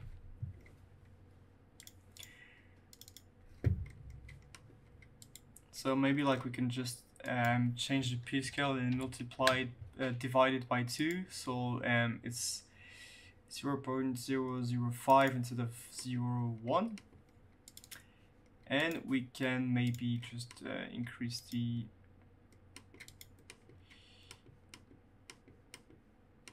overall scatter resolution.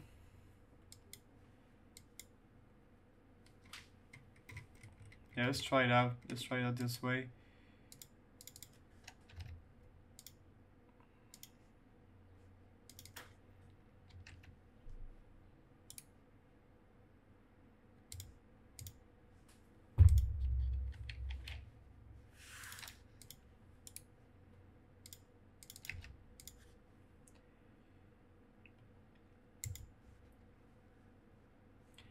So yeah, let's simulate this, and then we'll do like some test runner to see if we have like a good scale for those particles, and then we'll be ready to jump on the lightning.